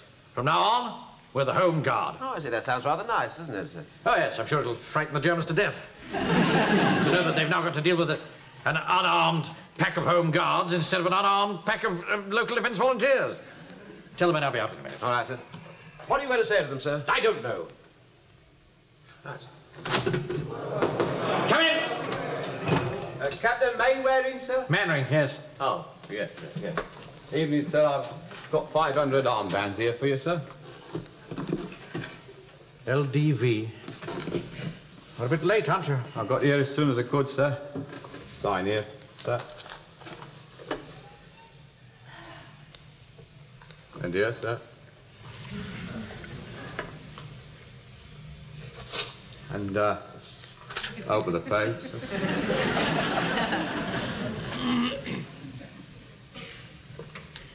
Once more, sir. Oh, for heaven's sake.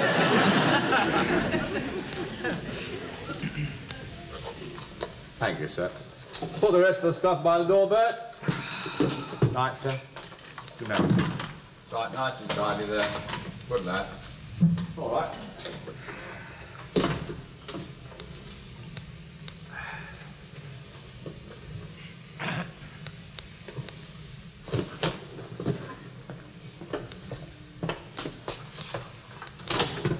Excuse me, sir.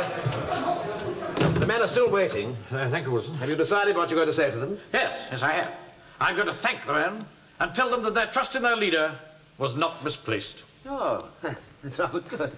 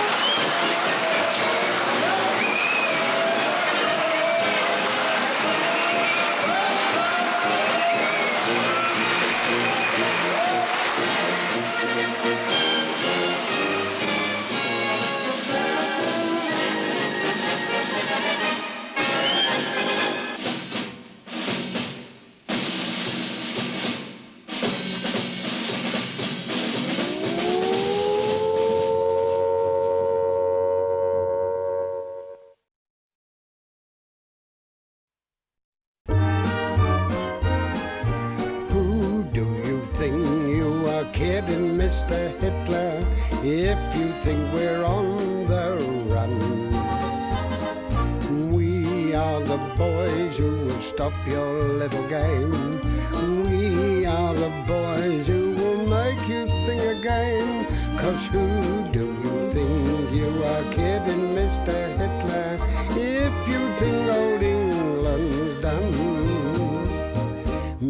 Mr. Brown goes off to town on the A21. But he comes home each evening and he's ready with his gun. So who do you think you are kidding, Mr. Hitler, if you think old England's done? Day after day, the German Luftwaffe continues to attack our shores. And day after day, the RAF takes its heavy toll. This beautiful summer of 1940 will be remembered as Britain's finest hour. But let us not forget the men on the ground. Apart from the regular army, there is Britain's citizen army, the Home Guard. So far, they haven't been issued with tanks, but are they prepared to wait? Not Tommy Atkins. Back in equipment, they certainly make up with ingenuity and British bulldog fighting spirit.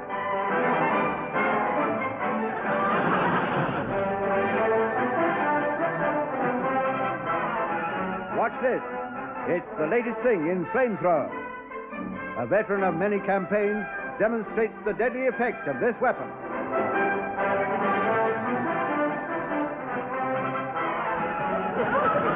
So watch out, adults. We're on the home ground now. And what's more, we're preparing a warm welcome. Oh, you never miss the old faces. You never miss the old places. Bottoms! I beg your pardon, Pike? Bottoms. Bottoms. Bottoms! Oh, and tops. The uniform bottoms and tops have arrived, sir. Why didn't you say so in the first place? Where are they? Oh, Mr. Wilson signing for them now, sir. Sign for them, sir. There are 25 pairs. Oh, well, there are 17 of us. That's 1.5 pairs each. How many caps? 16, sir. Ah, that's one short. Now, that will lead to trouble, Wilson. Yes, well, perhaps you could give the fellow without a cap an extra pair of trousers, sir. What good with that? Well, as we've only got 5 rifles, sir, why don't we let the one without a cap have a rifle all the time? No, that would only upset the rifle rotor. Besides, the man with the rifle doesn't have a water bottle, so that in turn would upset the water bottle rotor. On altering all the rotors. No, I agree. You've taken great pains over them, That Wilson. takes a great deal of thought, sir. I mean, it's about time somebody else drew them up. Take it in turns, you mean? Yeah. That's a very good idea. Draw up a rotor polish. Hey, sir, why don't you let me take back a pair of trousers down to GHQ and I'll swap it for another cap? Ah, yes, that's a very good idea, Pike, yes. Nearly 5:30. Off you go. Right, that's a good idea, Pike. Very good. Hey, where do you think you're going? It's only 5:15. All right, Miss King, you can go too. Oh, thank you very much, sir.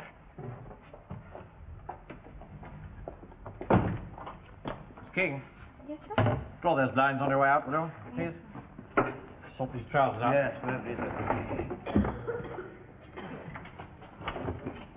TTFN. Good night, Miss King. On my bike, little girl. Do you think it's right, sir, fair, really, that we should be choosing ours before the others get a chance? Oh, it's not really a question of choosing them, is it? It's a question of making sure we get a good fit. Yeah, that's best, sir.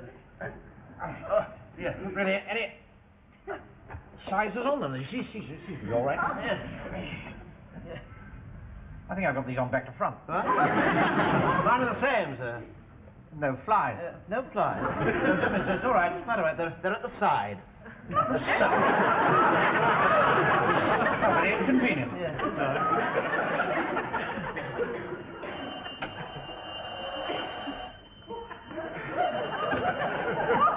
Mannering here.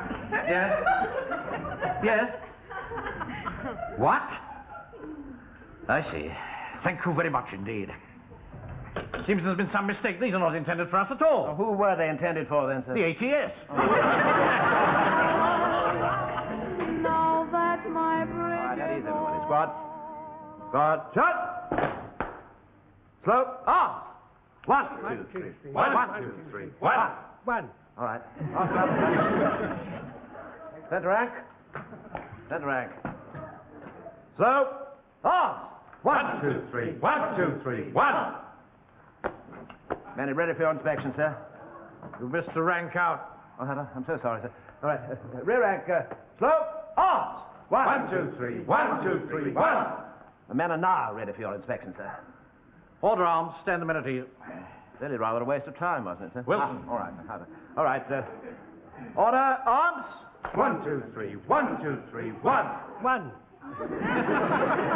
Stand at ease. Well, we've got some good news today, men. We've had an issue of field service caps. Oh, that's good, sir. So after the command fall out, collect your caps from Lance Corporal Jones and gather round for a lecture. Platoon, fall out!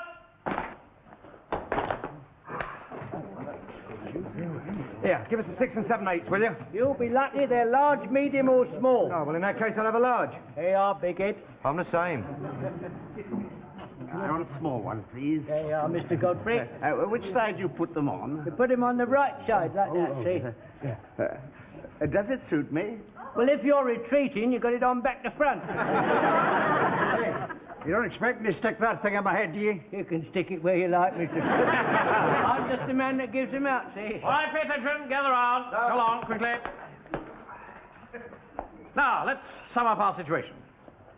In spite of shortages, we've made ourselves into a compact fighting unit. We have 5 rifles, 10 rounds of ammunition for each rifle, 4 water bottles, and now we've got a cap each. Not to mention the various items of equipment that we've improvised for ourselves. Quite an advance on the early days, eh? Yes.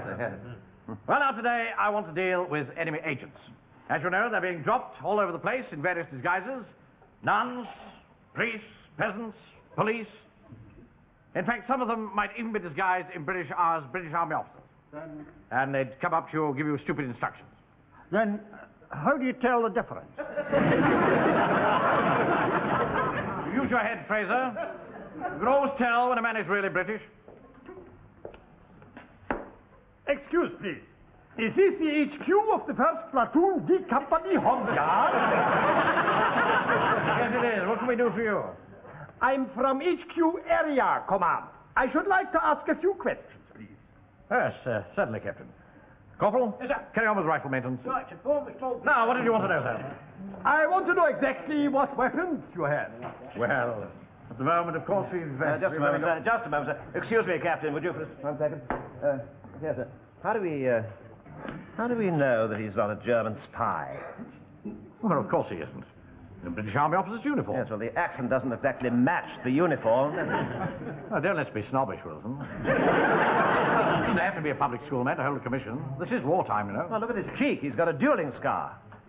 Some pretty rum goings-on at Oxford in the 20s, you know. You may be right, even so. If you are, I'll soon put a stop to his little game. Right. So, you want to know what kind of weapons we have, do you? That is right. Right. Right, Trainer. Well, we have this for a start. Get your hands up. Get him up! But I don't... Cover this man. I don't understand. But you don't understand. Silence, be silent. Go on, get your hands up. Look, Hands up. this is... What do we do now, Wilson? Well, perhaps you want to have a general staff meeting, sir. Ah, very good idea, yes. Corporal Jones? We don't want to have that yar and 9-9. Jones! What's that? Yes. Here, come on. Hang on to this. If he as much as bats an eye, let him have it. Right up. Right. I just showed him the cold steel, sir. It never fails. Hey, don't lock it up on me, no, sir. Hey, don't lock it up. Control yourself, Corporal. I'm sorry, sir, but it's going into action after all these years, sir. I think we ought to make quite sure that he really is a Nazi before we hand him over to the authorities. Yes. Well, there's only one thing to do. We must grill him. Over a slow fire, that's all. Don't let them talk, sir. We did that in the Sudan. In the Sudan, we done that, sir. Oh, pull yourself together, Corporal. Not savages. Everything will be done according to the Geneva Convention. Yes, sir. What does it say here? Ah, here we are. Interrogation of enemy suspects. Ah, pronunciation test. Now, I want you to say after me a few simple English words. A few simple English words. Yeah, I haven't started. Now, say soothe. Soothe. Wrong. Ronk. Wretch. Rats. Rats. Rats. No. Rats. I said rats. Those. Those. What would you do if Mrs. What would Mrs. Mop say to you? She would say, "Can I do you now, sir?" Here's a good one, sir. Who won the boat race in 1935? Cambridge. He's right, you know. It was raining at the time. Was it? Look here, who the hell are you? I'm Captain Winogradski from the Polish Free Forces attached to GHQ. Why didn't you say so in the first place? We're very sorry, Captain, but it was an understandable mistake. I would call it a stupid mistake. Now, as you know, Many German airmen from crash planes are landing everywhere.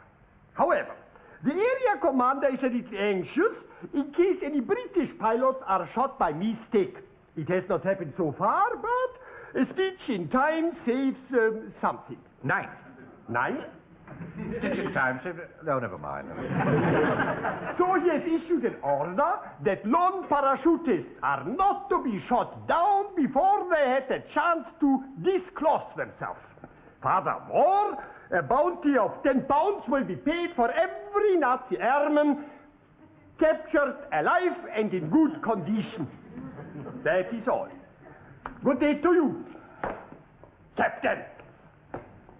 Hey, do you hear that? 10 quid for every Nazi airman caught in good nick. Yeah, hey, Jonesy, come here. What?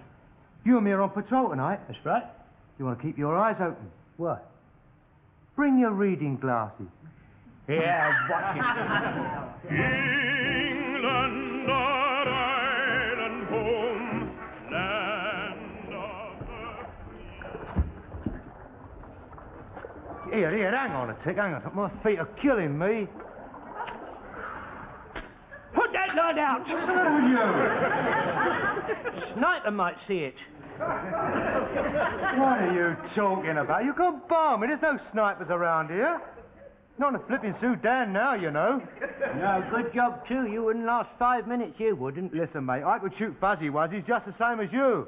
Poor blighters had only got spears. It wasn't just fuzzy wuzzies, it was flies and desert sores and dysentery and malaria and jippy tummy. And... Yeah, but you should have packed it up then, shouldn't you? No, we didn't pack it up because we were soldiers, wasn't we? There's a field marshal's baton in every knapsack. You sound as if you'd have been better off with a bedpan. Don't do that! I mean, gosh, you could have frightened the life out of him at his time of life. It wasn't me, it was you. Nearly jumped out your trousers. I could have shot you, boss. You're supposed to keep a lookout like soldiers, not talk like old women. You will be reported for slacking. Your names? Jones, sir. Pike, sir. And you? Smith. Walker. Oh, thanks very much. It is no use you try and give me falsies. I will remember you all. You are the baby, you are the old grandpa, and you are the one that jumped out of his trousers. Wake up your ideas. He's not supposed to talk to an NCO like that in front of his men. It's against Queen's regs, that is. King's regs, you silly old muffin. Here, what time do you make it? 1:30. Oh, blimey, another hour and a half. Here, listen, come on, let's pack it up. There won't be any German planes over tonight. Why'd you have to open your big mouth? Hey, Mr. Jones, can you hear a plane coming? Yeah, and if it comes any lower, I'll give him one right in the seat of his ankle, I will. Now, he's coming this way. You cowardly bastards! That's one of ours. Ah, bravo, lad. Well done. Well done.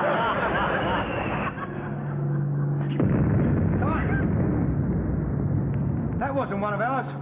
I think that dropped over in that Coxwood, didn't it?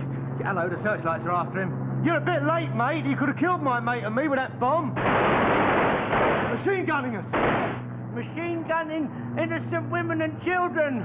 They don't care, you know. No, it's one of our fighters machine gunning him. Ah, well done, lad. Get the move on. You seem to be home now. Yeah, see, they just get the smell of one of our fighters and they're off home. You cowardly Bosch. Hey, Mr. Jones? What? What's that white thing floating down? Oh, my God!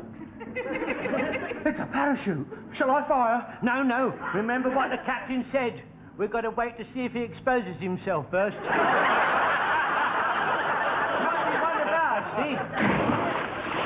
He's landed in the water. Halt! Surrender or we fire! Say if you're German. Say if you're British. Listen. If you are, say so. Can you see anything? No, I can't. It's too dark. Can you see, lad? Hey, yeah, I can. Hey, it's coming towards us. I think I ought to fire, Mr. Jones. No, wait. Give you one more chance. Surrender or we fire.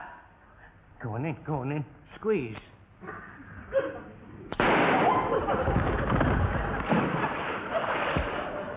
Blimey, he's taking off again.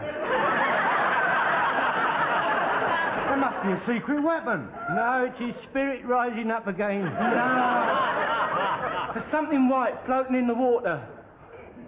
I think I killed him, Mr. Jones. Oh, blimey, there goes our 10 quid. Go and fetch him. Eh? Go and fetch him, Private. Go on. Well, that's nice, isn't it? Go on. Oh, blimey! What's up? You've shot a bleeding swan!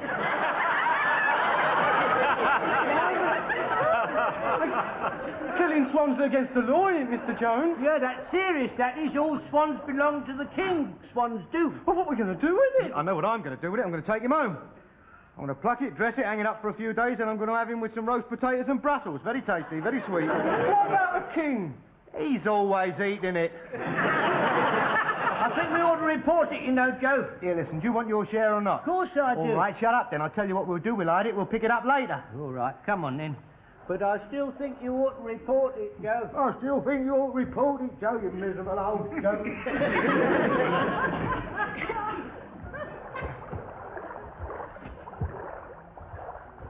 Was für eine Gegend rauszukommen? Ich weiß nicht. Willst du eine Zigarette haben? Oh, ja, danke. Oh.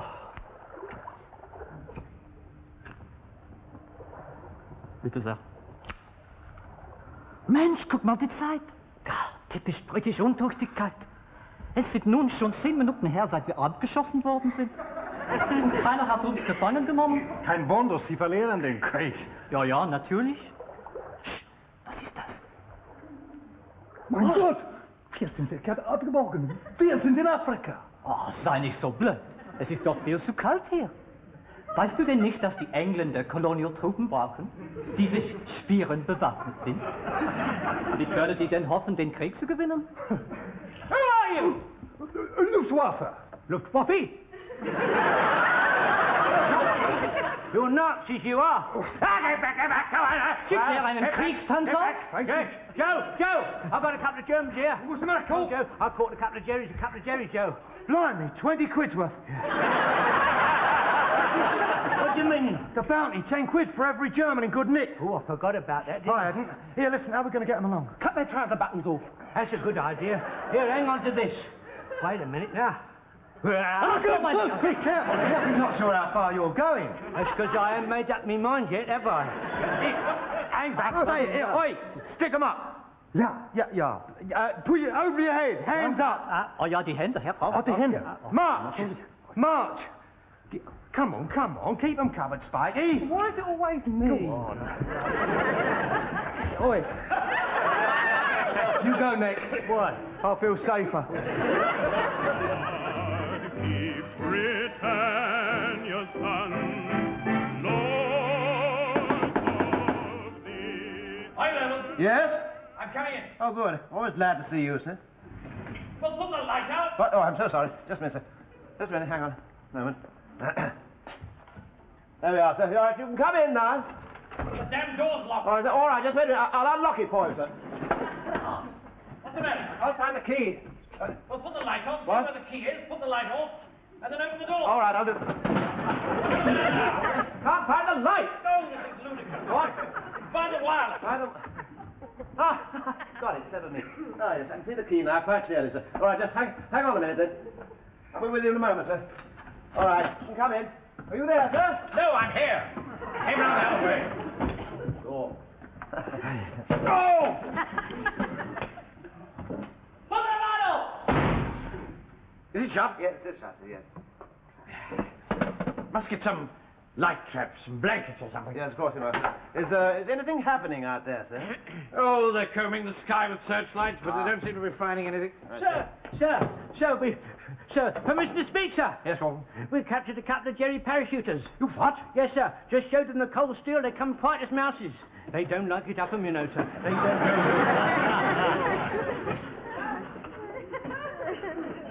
None of that. Keep them well covered. Pike. Well, Fib, I don't know what you chaps are talking about, but you're my prisoners. As long as you behave yourself, everything will be all right.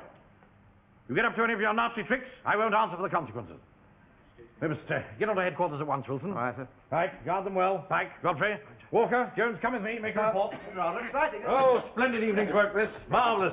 Well done, Jones and Walker. Well done indeed. Just wait till GHQ hears about this. Oh, sir, don't forget about the 20 quid, will you? Hello, hello, hello. Hello?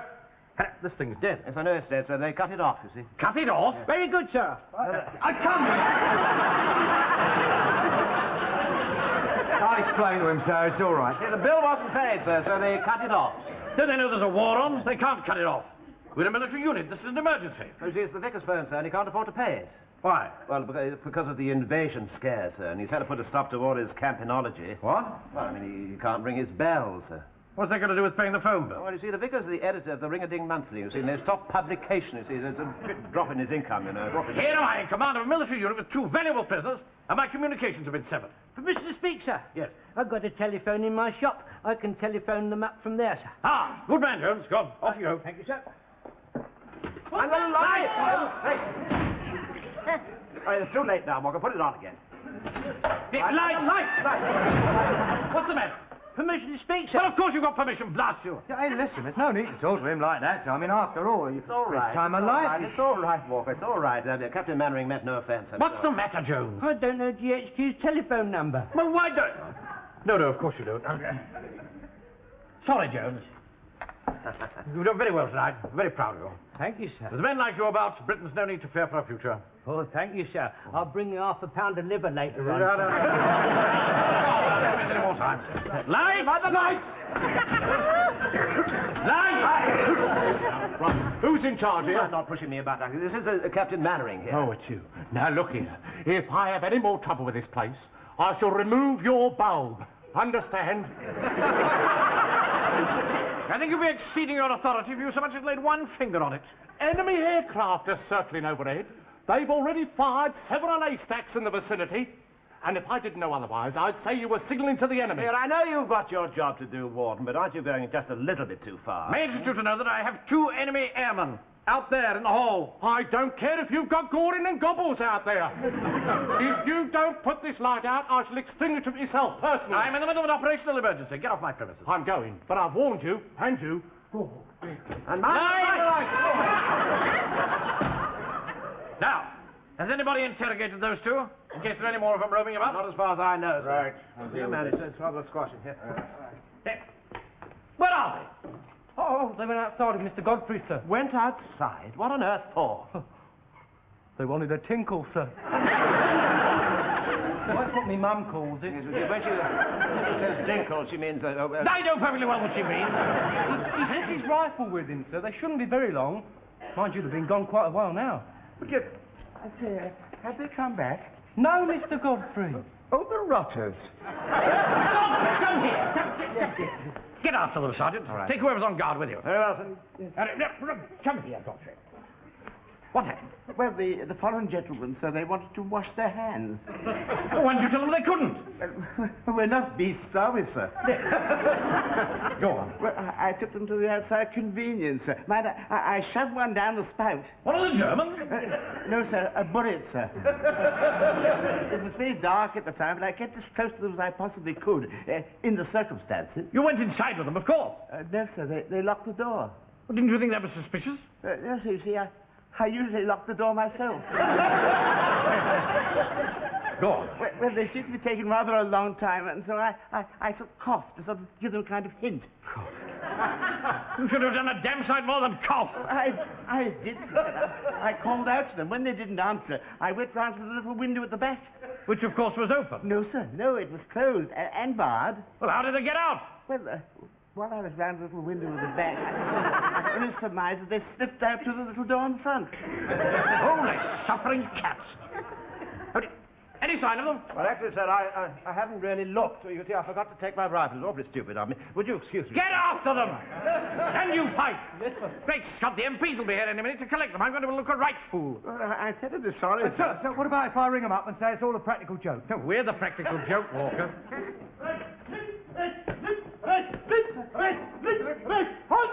They're back. I just recaptured these men who say they have escaped from your custody. Is that correct? Yes, I'm afraid it is. I don't know what sort of an army you are in, Captain Mainwaring, but I don't think it is the same as mine. I've no difficulty in surprising your patrols. You still have no guard outside your headquarters. I've complaints from ERPs that you are signaling to the enemy, and now you allow prisoners to escape. All these inefficiencies will be reported. Furthermore, I shall claim the bounty for these men myself. I see. I think your attitude's a little high-handed, to say the least. If you have any further comments to make to me, I'll be in my orderly room. Good. That will leave me free to interrogate these men. See they're well covered this time, Walker? Sure. Your name and your attendance. Leutnant Schultz. 27. You got some Jerry prisoners here, mister? Oh, that's right, Sergeant. There they are. Blimey, 3 of them. The note only said 2. It must have been a bad line. Oh, no, will you... Yeah. Yeah, it must have been. All right, you lot. Outside in the van. Oi! Outside in the van. Hey, Bob. This one's dressed as a British officer. I am a British officer, you fool. You don't sound like one, does he, Bob? Did he come with the others? Yeah, as a matter of fact, he did. Listen, I'm a British officer, attached to HQ, area command. Look out, he's got a gun. Bob, get it off him. What are you doing? You shouldn't have let him keep it, you know. Sorry, Sergeant, I'm a bit new to this game, you know. Look, I'm a British officer. Here are my papers. Here is my identity card. Here is my railway warrant to London for my leave tomorrow. And here is a letter from the lady I'm going to see in Golders Green. Look at these, Bob. What do you think? Sarge, you've got to hand it to these people. They're very thorough. Yeah, you're darn right. Outside in the van with him. I protest. You are making a mistake. Shall I do you now, sir? Cambridge won the voter race in 1900. They don't know when they're beat, do they? No. Just put in the jerrys in the van, sir. There's your receipt. Pop along to your brigade HQ with that and you'll get 30 quid bounty, sir. £30? That's right, sir. 3 prisoners, £30. Good night, sir. 3 prisoners? Yeah, well, we had a stroke of luck, sir. Another one turned up. How did you persuade the captain to give his share up? Well, he sort of persuaded himself, sir. Yes, there you are. Here's your liverson. There's a couple of kidneys to make up the weight, sir. Yeah, I'll round you up a couple of black market chops. You can have a nice mixed grill. Henry, Captain Manning, sir, they disappeared into thin air. Oh, you're too late, Wilson. I've dealt with all that. They're on the way to headquarters. Plus another one that Walker managed to round up from somewhere. Blimey, don't tell me you're getting them on the black market and all.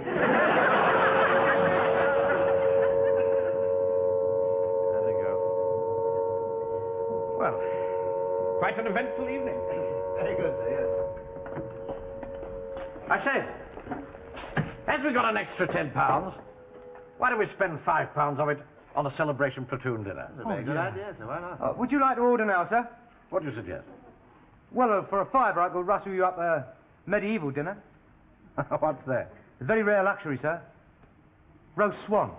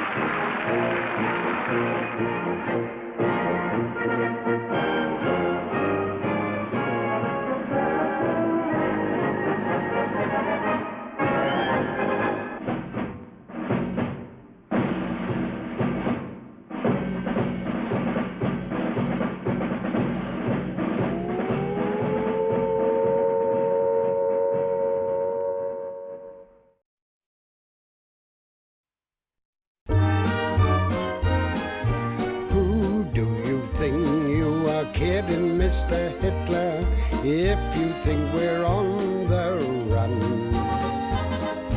We are the boys who will stop your little game.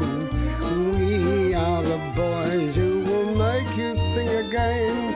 'Cause who do you think you are kidding, Mr. Hitler, if you think old England's done? Mr. Brown goes off to town on the A21. But he comes home each evening and he's ready with his gun. So who do you think you are kidding, Mr. Hitler, if you think old England's done? All over Britain, the civilian population is digging for victory. Every square inch of space that can be used for growing food is under intensive cultivation. Nothing is too small, nothing too humble. Every ounce of food grown at home means home security.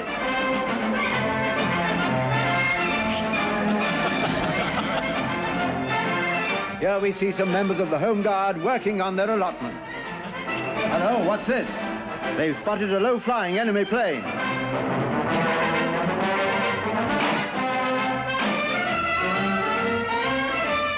A lucky escape for Jerry, but it's pigeon pie for supper for the boys of the Home Guard. Here are the Reichsender ambush, Station Bremen and Station DXB on the 31-meter band. You are about to hear our news in English. The British Ministry of Misinformation has been conducting a systematic... I just switched on, sir. It was tuned in like that. It's the Vickers. Good heavens. Well, there must be some mistake, sir. All the same, I think we'll have to watch him. His sermon last Sunday was most seditious. Really? Do you really think so, sir? With Hitler just across the channel, I think he could have picked a better subject than the parting of the waves. Now, we've got a Major Regan from Area HQ visiting us. Oh, yes, sir. I expect it's because we're on coastal patrol tonight. Yes. Now, look. We're responsible for the area from Stone's Amusement Arcade to the Jolly Roger Pier. Now, that's our weak spot, the pier. I think we ought to have our best man at that end. Who's on first? See now, Fraser and Godfrey, sir. Ah, who's the better of the two in your judgment? Well, in the normal way, I would say Godfrey, sir, but you see, he's got this unfortunate bladder trouble. Yes, that's rather risky. Yes. Jerry could invade while he had his back turned. Yes. Fraser, then. All right, sir. Yes. Sir, they're here, sir. The uniform tops have arrived, sir. Oh, that's good news, isn't it, Wilson? Bring them in here and Mark. unpack them. You're already after. What have you no business to? Wish we'd got the pick of those. Yes, I quite agree, sir. Permission to speak, sir. Not just now, Corporal. Fall the men in. They couldn't have come at a better time, could they? I'd agree, sir. Instead of looking like partisans, we're going to look like something out of Fred Carmer's army. Hey, why you fell in? I never told you to fall in.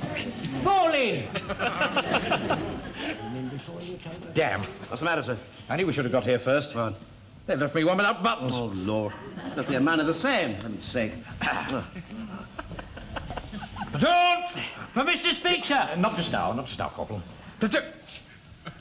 Have none of these jackets got buttons on? No, sir. That's why I wanted permission to speak, sir. Well, they usually come separate, sir, you know, with those little ring things that hold them in. Oh, well, this won't stop us. We've got plenty of buttons at home, and this is just the sort of moment that brings out the very best in our womenfolk. I want you to parade back here in 45 minutes, by which time I expect to have everything absolutely buttoned up. That's a nice little joke, sir. Very good. Very nice. Never our heart was in the right place. Two ready for inspection, sir. Thank you, Corporal. Right, squad. Squad, shut!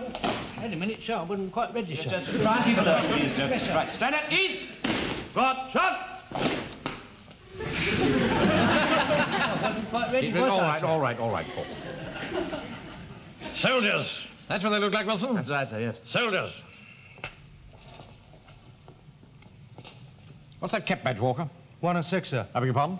If you want to kit out the whole mob, it'll cost you 14 bob a dozen. What regiment is it? Anything you like. Coldstream Guards, Grenadier Guards, RAMC... Don't you Royal understand, Walker?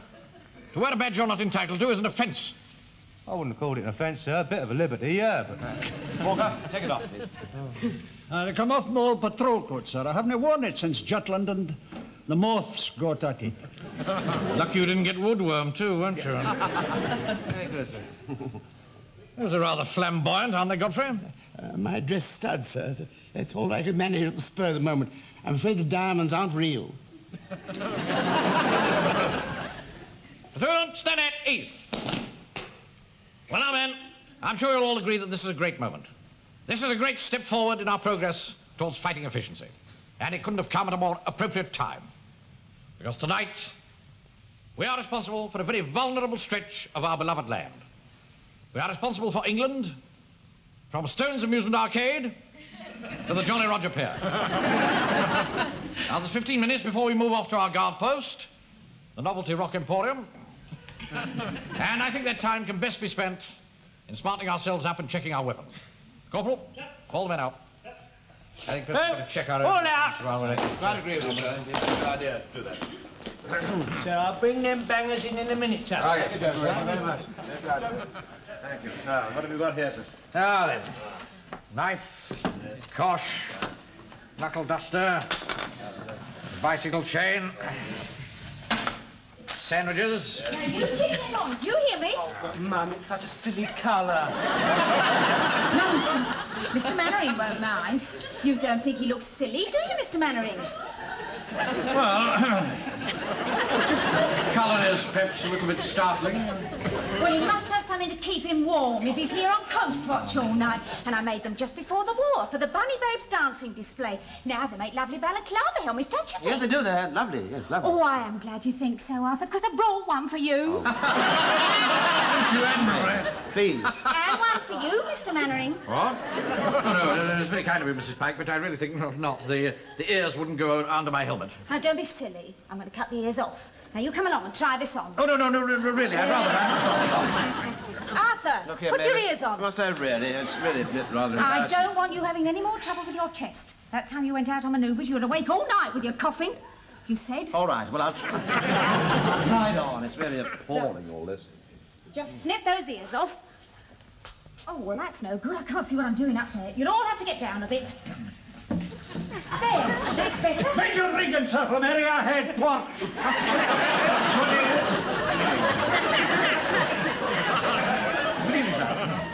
She was just about to cut our ears off. Well, I really made them for the Bunny Babes. I see. And she thought they'd make rather good balaclava helmets.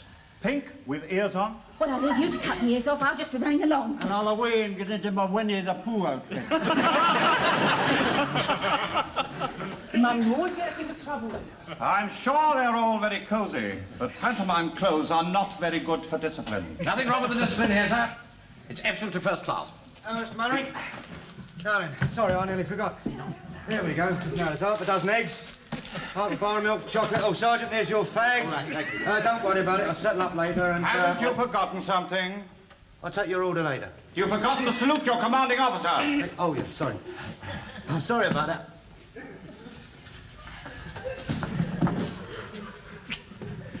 Mannering, what's going on here? There we are, Mr. Mannering. There's 6 pounds of best sausages there. We've got enough for the whole troop. I can put some fat in and have a nice fry up about 2 o'clock in the morning, sir. Rank, man, rank. I beg your pardon, they were fresh this morning.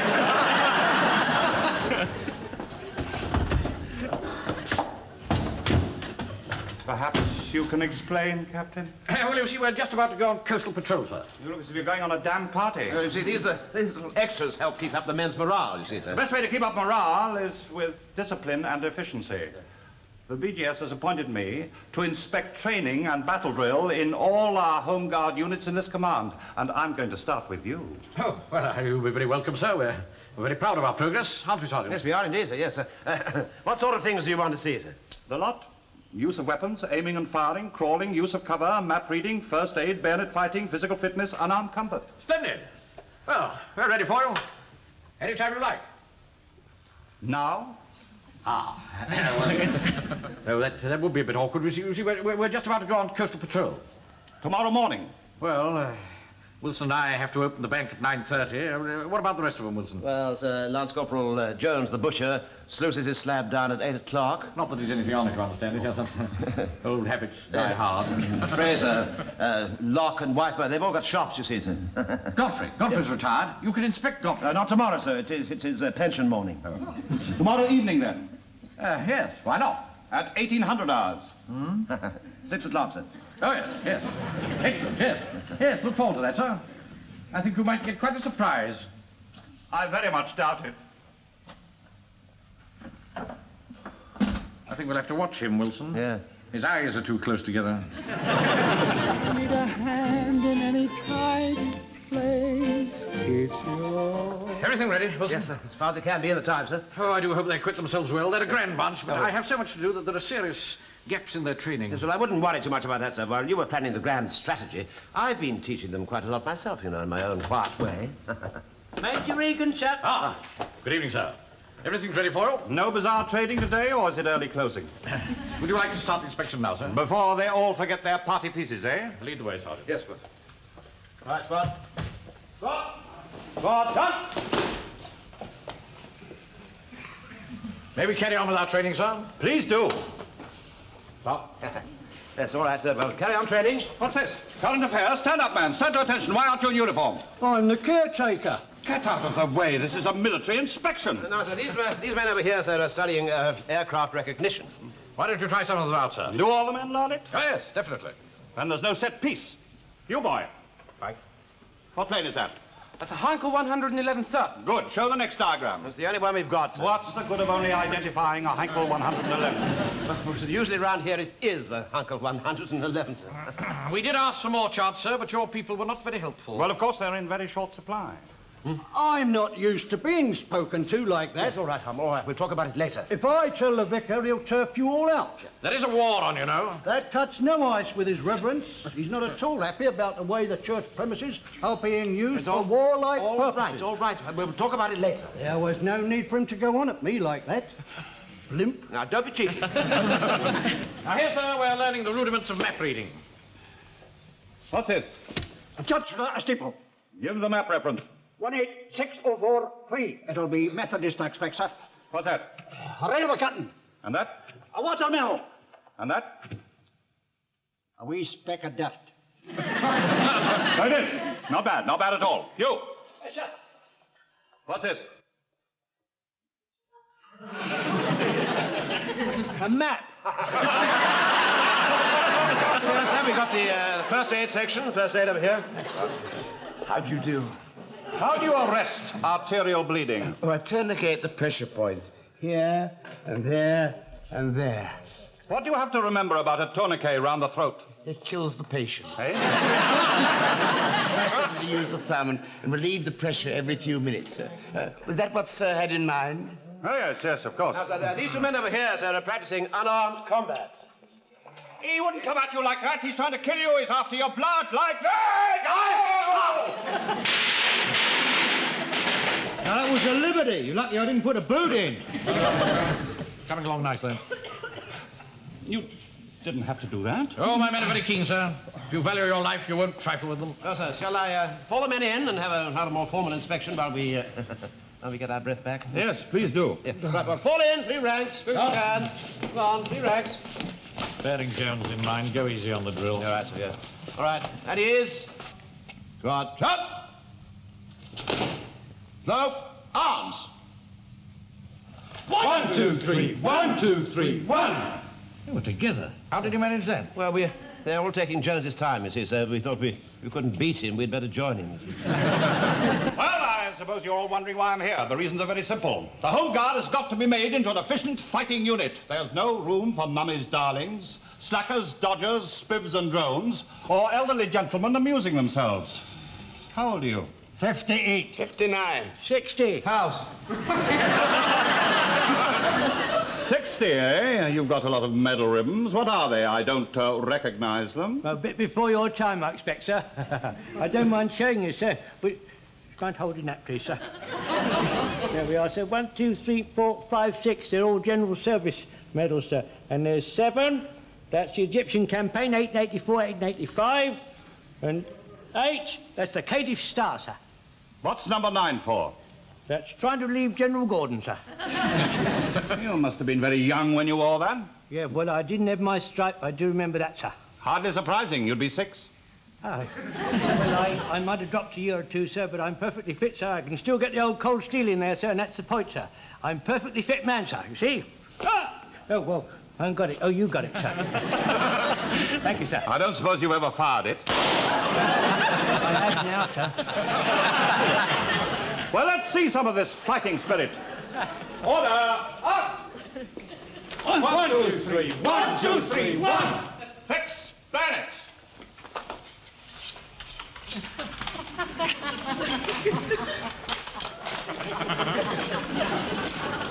I think they gave me the wrong one, Godfrey. Jones, for heaven's sake, mind where you're pointing the thing. Do somebody an injury. Well, he's usually very good, sir. I think you're making him nervous. I don't like nervous soldiers. Right, let's see how good you are at bayonet fighting. All right, Fraser, Walker, Pike, over here. No, these young men can take care of themselves. You two, I'd like to see you two. And you. Yes, sir. You see that target there? Yes. Charge!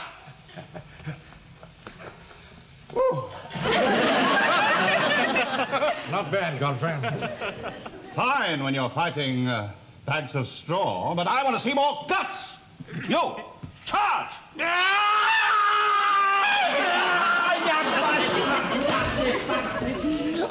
I'm sorry, sir, I swore.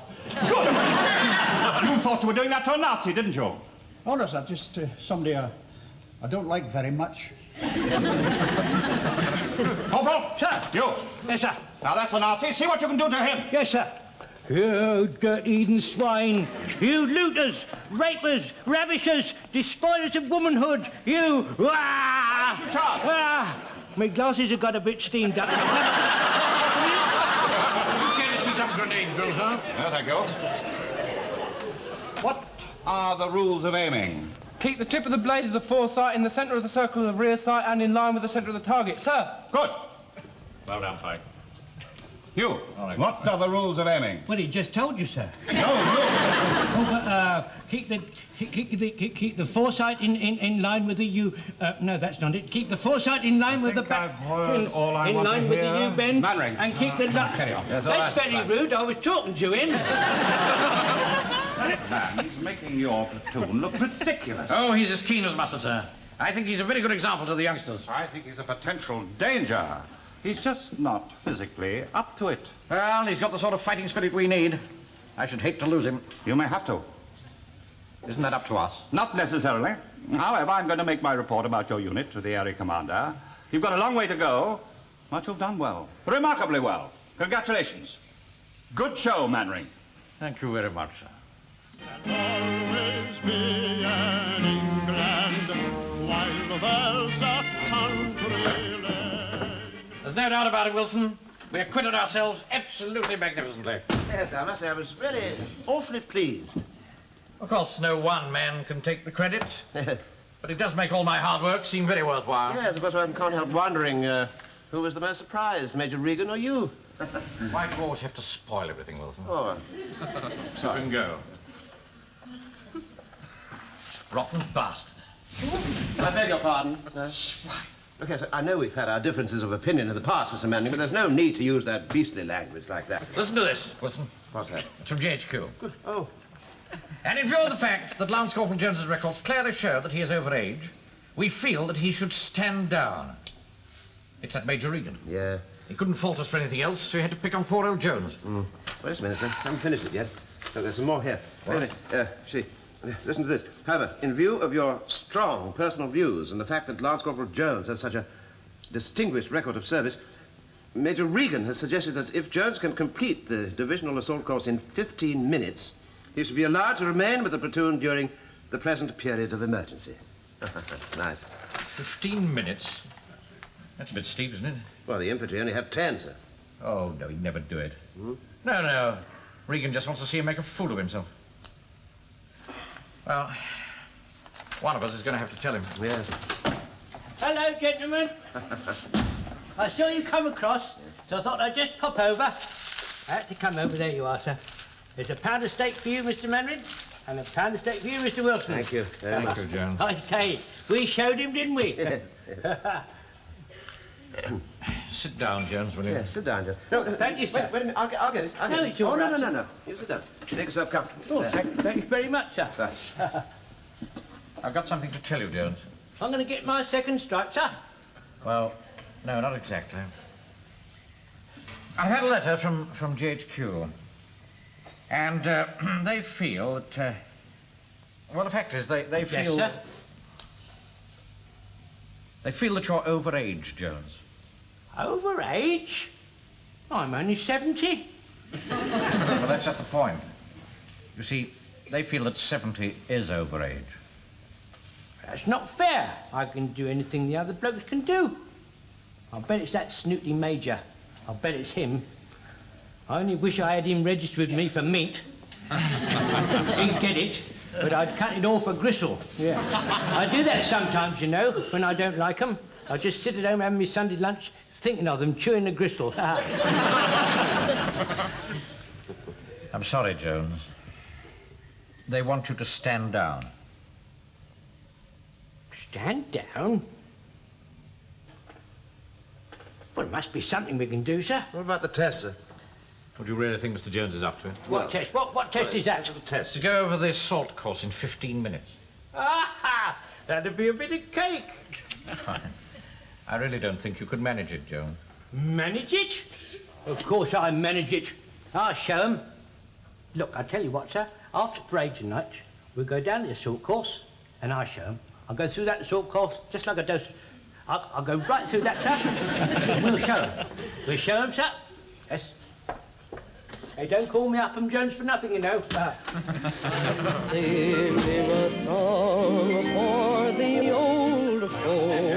15 minutes. Now, walk on. Now, stand by with the stopwatch. He'd do better with a grandfather clock. I heard that. Now, Sam Wilson and I will accompany you around the course. Yes, sir. But before you start, I have to give you a message. And I want you to listen very, very carefully because I can only give it to you once. And you've got to repeat it to us when you come back. Yes. Are you listening? Yes, sir. The enemy is on the run.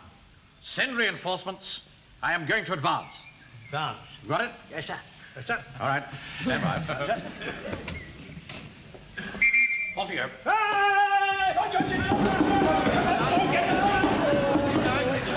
Oh, come Oh, come on. Give him a hand. Yeah, let him up, Walker. Up you go. Push him up. Wait a minute. Right, up. Right. Hurry up. On he goes. All right, now, wait a minute. You see, he can't get up. He's stuck, you see. He's got his boot in Walker's pocket. Don't stand there. Come on, get up there. Hurry up. Go on, over you go, son. Well done, Jones. Very good. Oh, he's left his rifle. Jones! Jones, you've left your rifle behind. Jones, you hear me? Jones! Jones! You've left your rifle behind. Right, sorry, sir. Right, sir. Yeah, all right. We'll take that as done. Now, come on, quickly. Round here, Jones, round here. Yes, right, sir. Lovely piece of tarpaulin. Yes, sir. Underneath here, Jones. Quick as you can. On you go, Jones. Right, sir. Underneath. Quick as you can. Well done. Get a move on. On you go. Quick as you can, Jones. Quickly. Well done. You think he should do this, sir, at his time of life? Oh, he's all right. All right. Right. Keep going, Jones. Keep it up, Jones. All right, Jones. Where is he? Where'd he go? Just a minute. Oh, Corporal Jones! Are you there? Disappeared, sir. Disappeared? He can't have disappeared. He has. He's completely disappeared. Go in and find him. What? Well, don't you think you'd have more authority coming from you, sir? Oh, Lord, have I got to do it? Will you hold the tarpaulin out for me, please? Jones! Jones, quickly. Come on, Jones, where are you? Jones! Are you all right? Jones! Jones, where are you? Jones! Are you all right, Jones? What on earth's happening down there, Wilson? I can't find him, sir. Well, find him. Where? Jones! Jones! Jones! Answer me at once, Jones. Do you hear? What's he doing down there? He's looking for Jones, of course.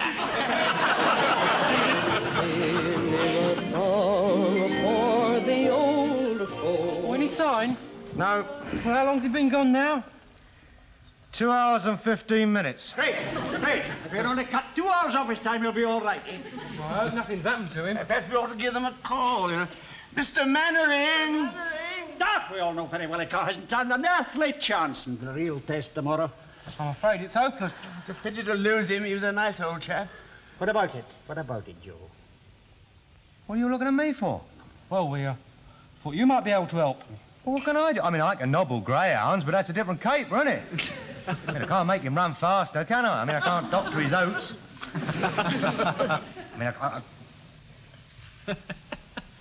Wait a minute, I've got an idea.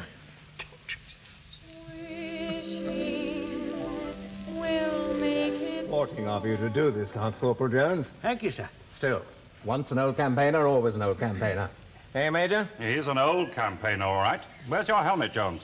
Well, nobody said nothing about taking a helmet, sir. Sergeant, give him yours. Very often that's the straw that breaks the camel's back. Now we won't have any trouble spotting you, will we? Okay. Well, I'll just give you the message, then off you go. And remember, you've got 15 minutes. Are you ready? Yes, sir. Well, here's the message. Send the following ammunition at once. 50,000 rounds of .303, 33,000 rounds of .300, 46 Mills grenades, 203.7 shells, and 275 pull-throughs. Is that all, sir? That's all. Right, sir. Now, just a minute. Now, right, stand by. Sir. Go.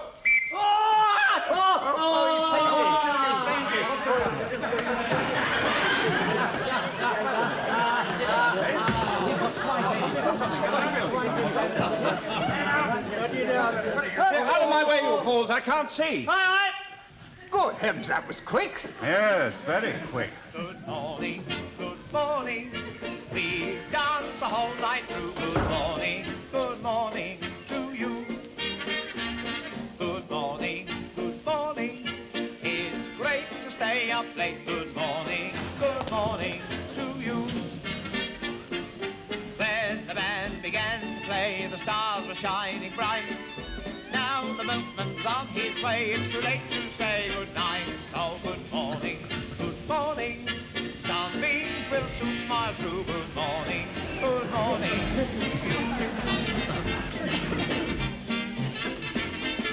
Here we are together, a couple of stay-at-uppers. Our day is done at breakfast time and starting with our Show some spirit. Here we are together, but the best of friends must part. So let me sing this parting song from the bottom of my heart. Good morning, we danced the whole night through. Good morning to you. Good morning, it's great to stay up late. Good morning to you. When the band began to play, the stars were shining bright. Now the milkman's on his way, it's too late to say goodnight. So good morning, sunbeams will soon smile through. Good morning to you.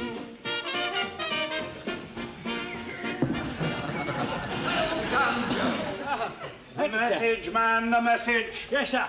Send the following ammunition at once. 50,000 rounds of .303, 33,000 rounds of .300, 46 Mills grenades, 203.7 shells, and 275 pull-throughs. Amazing. If I hadn't seen it with my own eyes, I'd never have believed it. Neither would I, sir. What was his time, Major? 13 minutes. Fantastic. Well, I don't think we need worry any more about you, Jones. Carry on. Well done, Jones. I'm very proud of you. Just a minute. There's something fishy going on around here, and I mean to get to the bottom of it. What?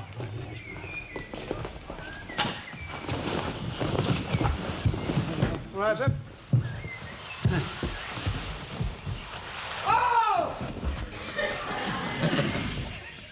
Oh, he's gone too. Yeah, well, you always said his eyes were too close together, sir.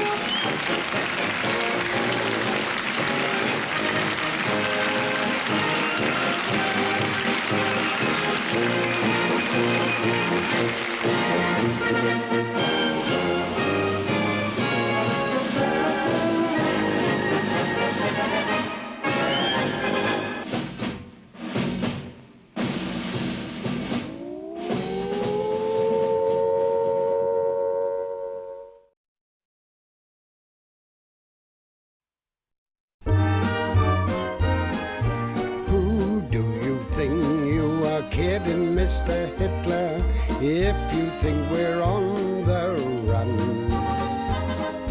We are the boys who will stop your little game.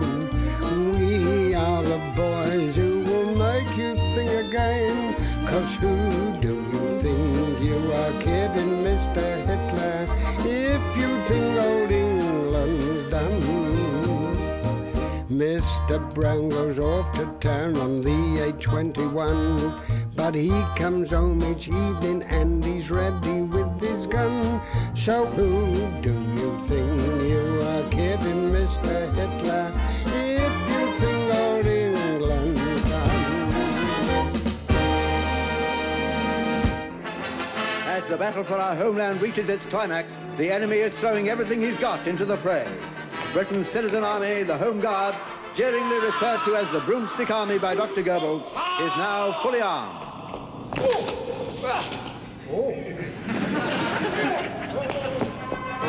And if Mr. Hitler does put his foot on our doorstep, the so-called Broomstick Army will soon make a clean sweep of him.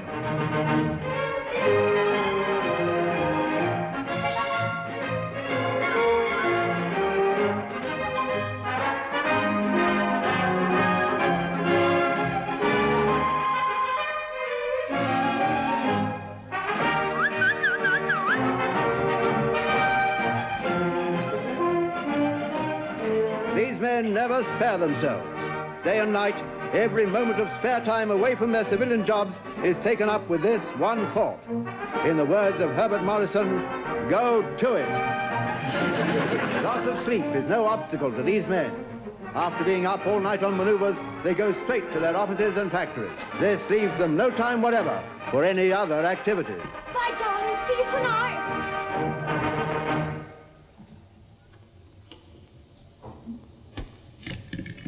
Ah, just as I thought. Come in. Ah, Wilson. Yes, sir. Now, you remember what I'm always telling the men about advancing in extended order? Yes. Now, I fire this gun, it knocks down the first man, and he in turn knocks all the rest down. Yeah. So if that were a machine gun, the whole platoon would be mown down. Oh, I see, sir. Quite, yes. Now, just watch. Mm-hmm. Oh. Well, you get the general idea. Yes, yes. Here are the orders from, weekly orders from GHQ, sir. Your copy. Oh, thank you. I'll just put it over with my map case, and it won't get misplaced. All right, sir.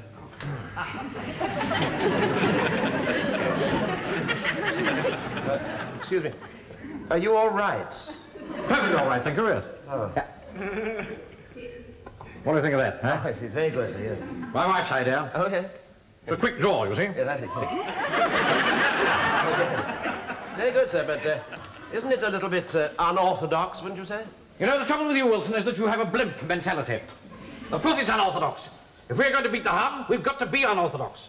Can't get into a rut. Got to be flexible. Yes, sir. Why hasn't the girl brought my coffee? She knows I like it at 10:30 every morning. I'll go and tell her. No, don't bother. Right. No. No good, I'm going to have to take this thing off. I can't sit down comfortably in it at all. Better keep it handy, though. Never know when the enemy might be at our throat. Oh, I quite agree, sir, yes. Now, we're going to have a good turnout for target practice on Saturday? Well, I do hope so, yes, yes. To tell you the truth, Wilson, I was a bit ashamed of our shooting last week. Oh, I don't know, sir. Some of the men didn't do too badly. No, I still fail to understand how they could possibly mistake the tires on the area commander's staff car for the target. What, all 4 of them? No, all 5 of them. They got the spare as well. But it's only other targets. You ask Miss King to bring in my coffee, please. Yes, of course, sir. Miss King? Miss King, will you bring in Mr. Mannering's coffee, please? I say. Yes, sir. You read this, Wilson? No. The Prime Minister will inspect coastal defences in approximately 10 days' time. For security reasons, date and time will not be released until the last minute. Mm-hmm. In view of the fact that your platoon was the first to be formed in this area, you have been chosen to act as the guard of honor. Oh, that's wonderful. That's wonderful news. You see, in the end, real leadership will always be recognized, Wilson. Yes. Excuse me, sir. Actually, it says here that we have been chosen because we were the first platoon to be formed in the area, you see. That will be all, Wilson, thank you. All right. Pity he's no imagination. Still, I suppose I shouldn't be too harsh on him. Some men are born to be leaders. Some men are born to be led. Unorthodox indeed.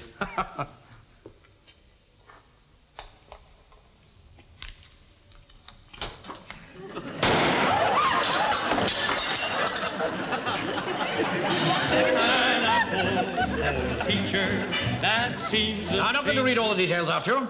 What it boils down to is this, that during the Prime Minister's inspection of coastal defences, we have been chosen to act as Guard of Honour. No. Oh, marvellous. Great.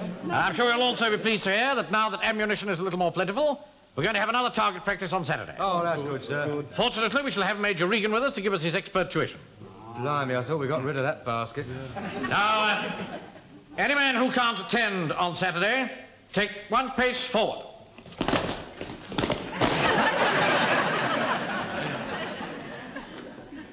Why can't you come, Walker? Ah, well, I've got me stall in the market on Saturdays. Pike? I'm playing football, sir. Fraser? Fishing. You were fishing last Saturday. Didn't catch anything.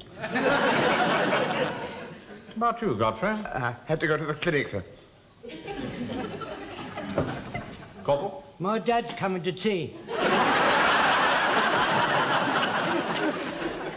Now, I don't like this man.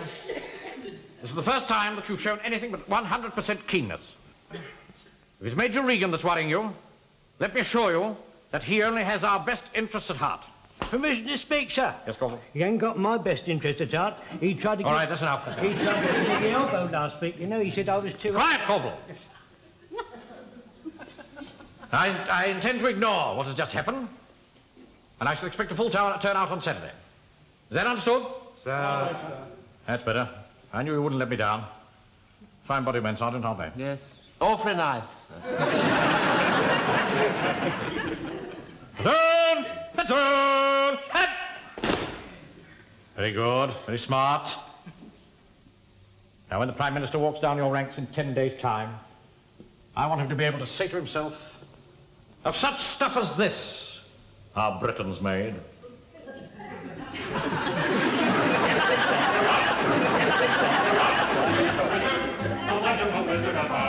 You might be the Wizard of Wiz, the Wizard of Wiz, if ever a Wiz, there was a Wizard of Oz. Halt! Good afternoon, Captain.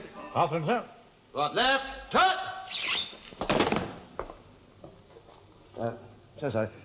Would you mind just putting your rifles down by the side of your... Order arms! Oh. First, B Company Home Guard, reporting for target practice, sir. Thank you, Captain. Stand up at ease, will you, Sergeant? Squad, stand at ease. Stand easy. Now, the first thing to do is to send 4 men to the pits to look after the targets. Is that all right with you, Captain? That's all right, sir. Carry on, Sergeant. Corporal Jones, fall up the markers. Right, sir. Markers. Fraser. Right. Go. Stop. Right, here we go, Follow me. Squad. Squad. Shot! For inspection. Port. Hut!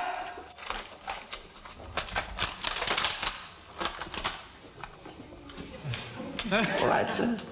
Your thumb, man. Sorry. Where is your thumb? Oh. When you port arms for inspection, you put your thumb in the breech like that. Oh. All right, sir. Home, home on the range. Where the deer... All right. I'm coming. Lance Corporal Jones here. Ready to start firing, Jonesy? Yes, sir. Bye-bye, Mr. Wilson. Bye-bye, Jonesy. Now we're going to start firing, see? Pikey, get hold of that flag. Now, every time you hear a shot, wave it. What's that mean, Corp? That means they've missed. If we don't take the target down and have a look, how do we know they've missed? They'll miss. Now, gather round, chaps. I'm going to fire a few rounds so that you'll get the idea. All right, Sergeant, blow the whistle.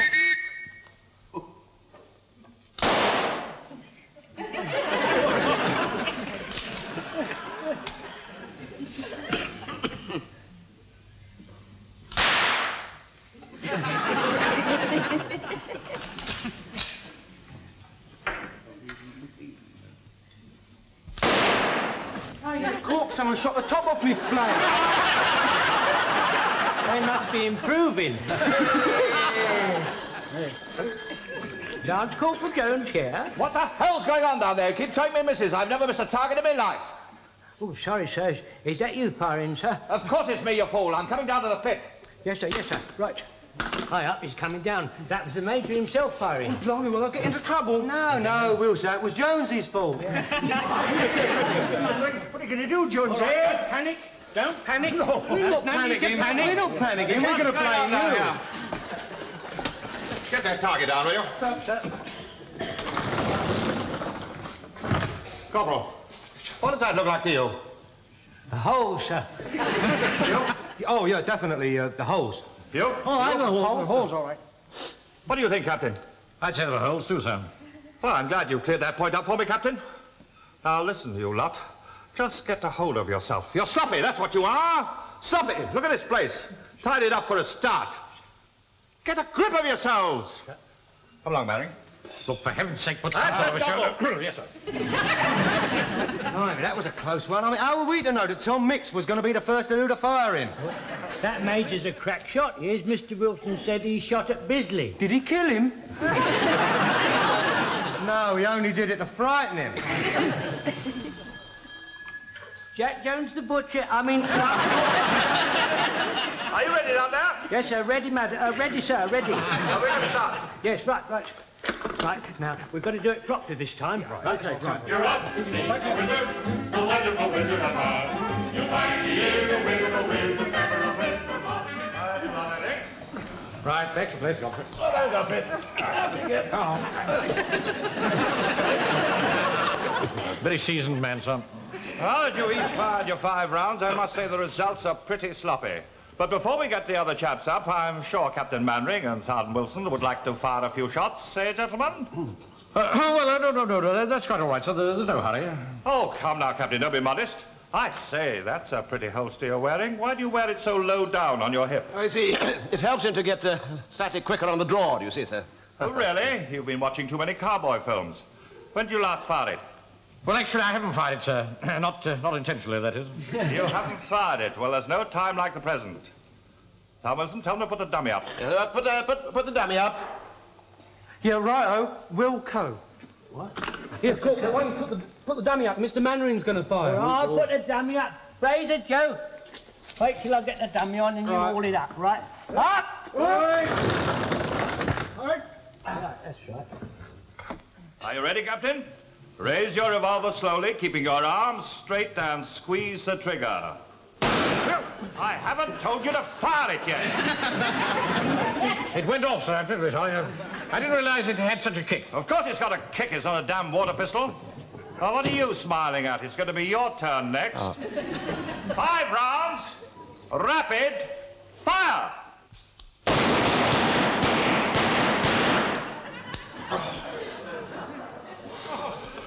Was I on the target, sir? You didn't get it on the bloody range. You carry on. Let's see what you can do. Now, this is the Thompson submachine gun, which will be issued to your platoon shortly. You can fire it from the shoulder, or you can fire it from the hips. We'll start from firing it from the hip. All right, Sergeant? Yes. Well, now, you grip it like that. Yeah? Yes. And you grip it here. On the pistol grip, that's right. Yes. Tell them to take the dummy down. Yeah, take the dummy down. All right, get a hold of it, man. Nice firm grip. Yes. Left elbow well into your side. Now, the next thing to do is to cock it. Yes. Now, you take your right hand off the grip and pull back the bolt. Yes. Well, go on. This thing's terribly stiff, isn't it? Now it's ready to fire. Oh, there's just one other thing. These guns tend to pull to the right and up. Yes. So I'll brace myself against you to sort of keep you firm, eh? Yes. Oh, there is another thing. Hot, empty cartridges spew out all over the place. So watch out for your face. Oh, really? Yes. You got all that? Yes, I have. Yes. Right, stand by. All right, standing by. Fire! It's all right, Sergeant. It's all over. Sergeant! Exciting, wasn't it? Yes, I suppose, if you like that sort of thing, yes. There's no need to snatch it like that. Don't snatch it. Right, don't you? Now I'll show you how to really fire it. Right. Tell them to put up the dummy. Yeah, put up the dummy. Yes, right, sir, right. Right. I wish they'd make up their mind. Stick it up, stick it down. Right, Fraser, Joe, get ready for the dummy. Chuck me the dummy. Come on. Chuck it over. Fly up! Fly up!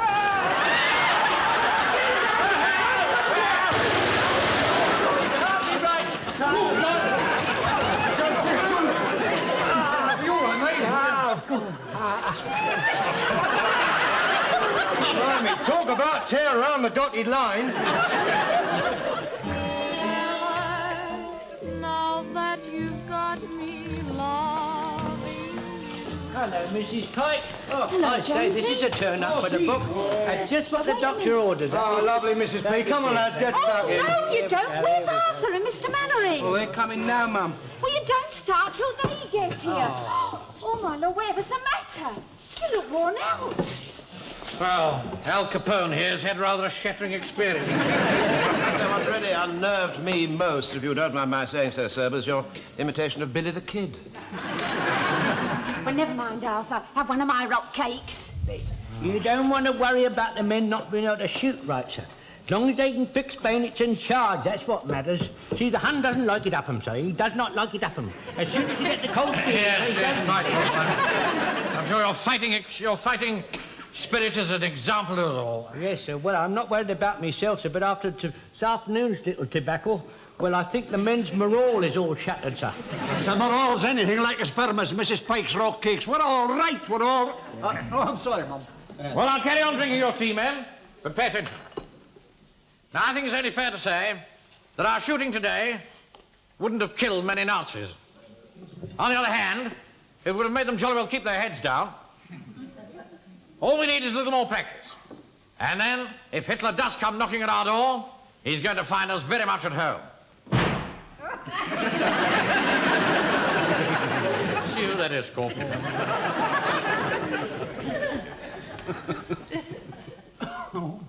Manning, I want to talk to you over here. Yes, sir. Double!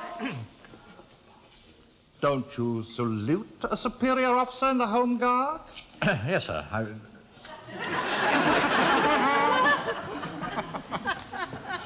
You can forget all about being the Guard of Honor for the Prime Minister's visit. I told the area commander what a sloppy lot you are, and I thought the Eastgate platoon would make a better job of it. Oh, I really must protest. There's no need. The area commander's going to give you a second chance. Tomorrow afternoon, there's going to be a shooting contest between you and the Eastgate platoon. So pick out your 3 best shots and have them on the range tomorrow at 1300 hours. Any questions?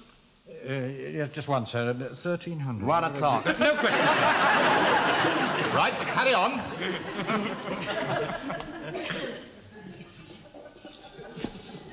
It's quite absurd. We couldn't possibly be ready by tomorrow. Well, it's only against the 3 best shots in the platoon, sir. Well, Pike's the only one who's got any idea at all. Well, Fraser tells me he thinks he can just about manage to hit the target. Well, we haven't even seen him shoot. Yeah, I know. It is a bit grim, sir. Grim? Hopeless. Yeah. There isn't even any tea left. Oh, Lord. Oh, I'm sorry, Mr. Mannering. Would you like me to make you some fresh? No, don't bother, Mrs. Pike, thank you. Well, I must say you two do look miserable. You look as though you've been stuck against a wall to be shot. If our platoon was doing the shooting, they'd have nothing to worry about. I don't think that's very amusing, Walker. Here, listen, I've got an idea. I normally go down the Hippodrome Theatre on a Saturday night. You know, little orders for the artists. Why don't we all make up a party, eh? Come on, we'll have a marvellous laugh, and we can go down there and I can do my little bit of business in the interval. Joe, that's a lovely idea. Charlie Cheeseman, the cheerful chumps on the top of the bill. Charlie Cheeseman, Yeah. cheerful. Oh, I love him. He always makes me laugh. Doesn't he make you laugh, Arthur? Hmm. I'm sure he makes you laugh, Arthur. And you, Mr. Mannering, he make you both laugh your heads off. A big woman, my wife. A big woman. She weighs 18 stone. 18 stone. That's with her eyebrows plucked and her ears pierced. My wife, she's so fat, I have to put a bookmark in to remember where her mouth is. Anyhow, we're sitting there having our supper. Fish and chips, nice bit of cod, plenty of chips, bread and marge, pot of tea. All of a sudden, Lord Haw-Haw comes on the wireless. Have you heard him? Have you? Lord Haw-Haw. He said, "This is Germany calling, this is Germany calling. Everybody in England, you're all starving." So I looked over the wife, I said, "Blimey, somebody's telling a lie."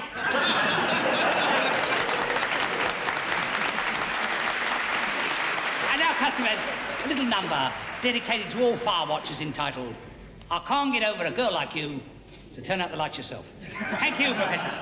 Isn't he a scream, Arthur? Yes? Don't you think he's a scream, Mr. Mannering? Yes. Perfect scream.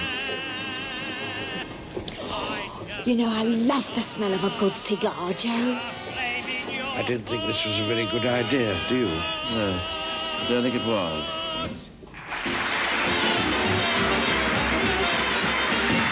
Now, ladies and gentlemen, direct from South America, the crack shot of the Pampas, Miss Laura Lawplause.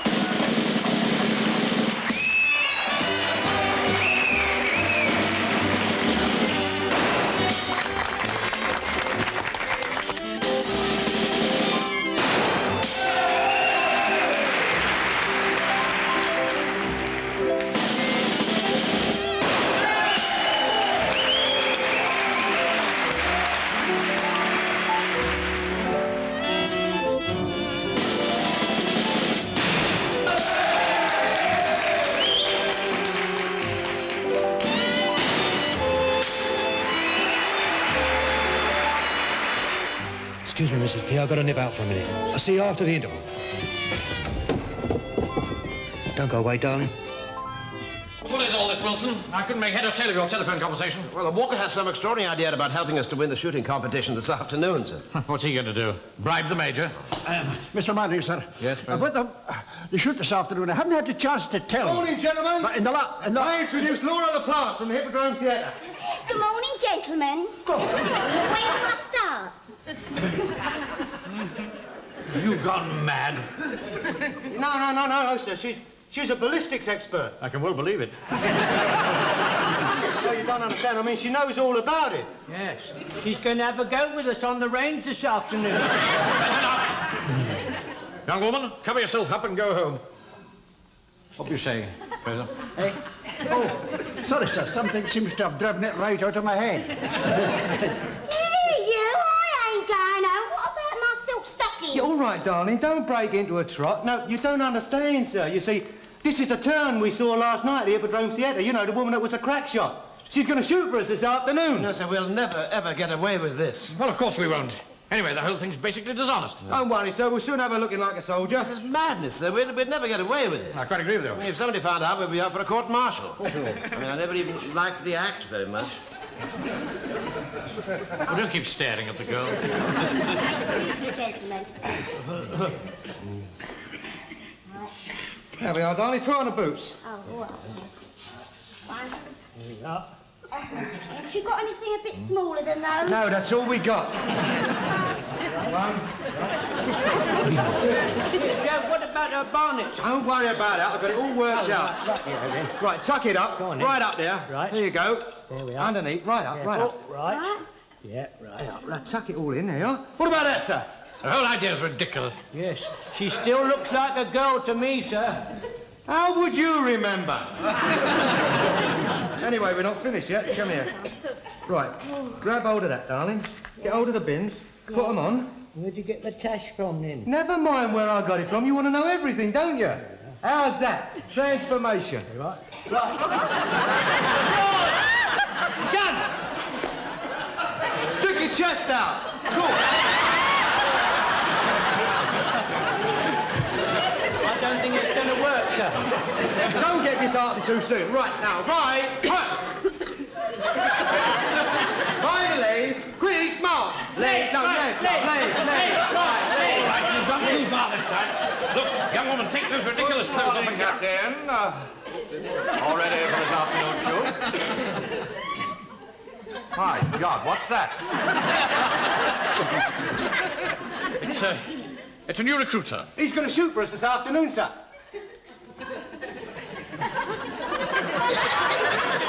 He's a bit puny. What's he wearing pebble glasses for? How the hell can he shoot with those on? He's very long-sighted, sir. He'll take them off to shoot with. What's his name? What's his name? Paderewski. Paderewski. Can't he speak for himself? No, sir, he's Polish. He's in the Polish cavalry, you see, sir. That's why he's so short, sir. He used to be a jockey. Glad to have you with us.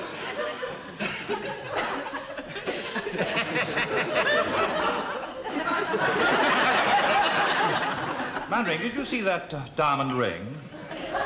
He's a bit pansy, isn't he? Well, I haven't known him very long, sir. I see. Watch him. And I'll see you this afternoon. And I shall be there to see that everything's above board. Right, carry on.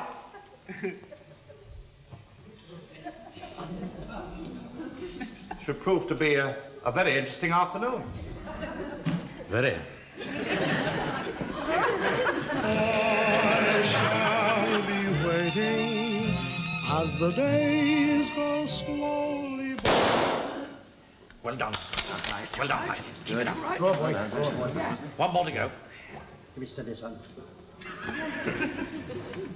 What do you do that for? I don't know, sir, but I saw Gary Cooper do it in a film once. I saw that film, sir. You know, it worked awfully well for Gary Cooper. Hasn't worked awfully well for Pike, has it? Double begging so far, Mannering. Let's see what your number 2 can do. Right. Private Shostakovich. I thought you said his name was Paderewski. What? Oh, yes. Paderewski Shostakovich. The Poles, you know, very long names, some of them. Right, well then, carry on. Full! Well done. Good. What are you doing? Not that Can I have my mirror then? way! Of course you can't have a mirror. Get down. Hurry up, Mannering.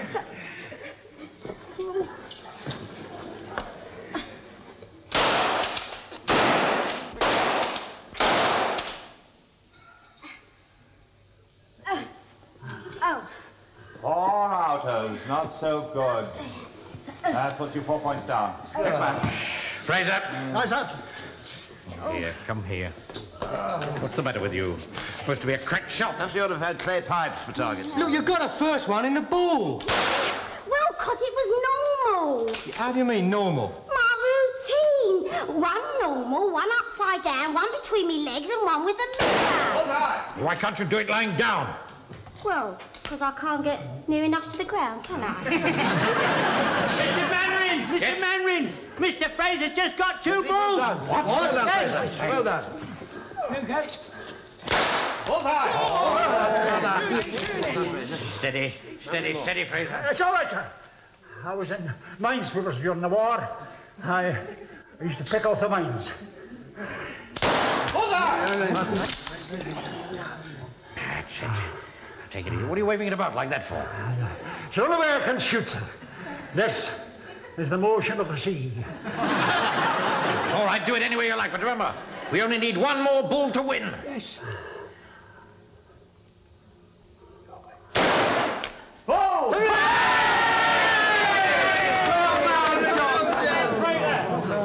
Well, I never told you you were a crack shot, man. You never asked me.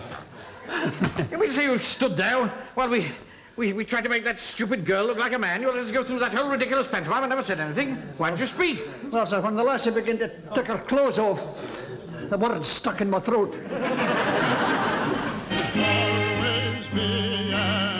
First platoon, B Company, Warmington on Sea, Home Guard, present.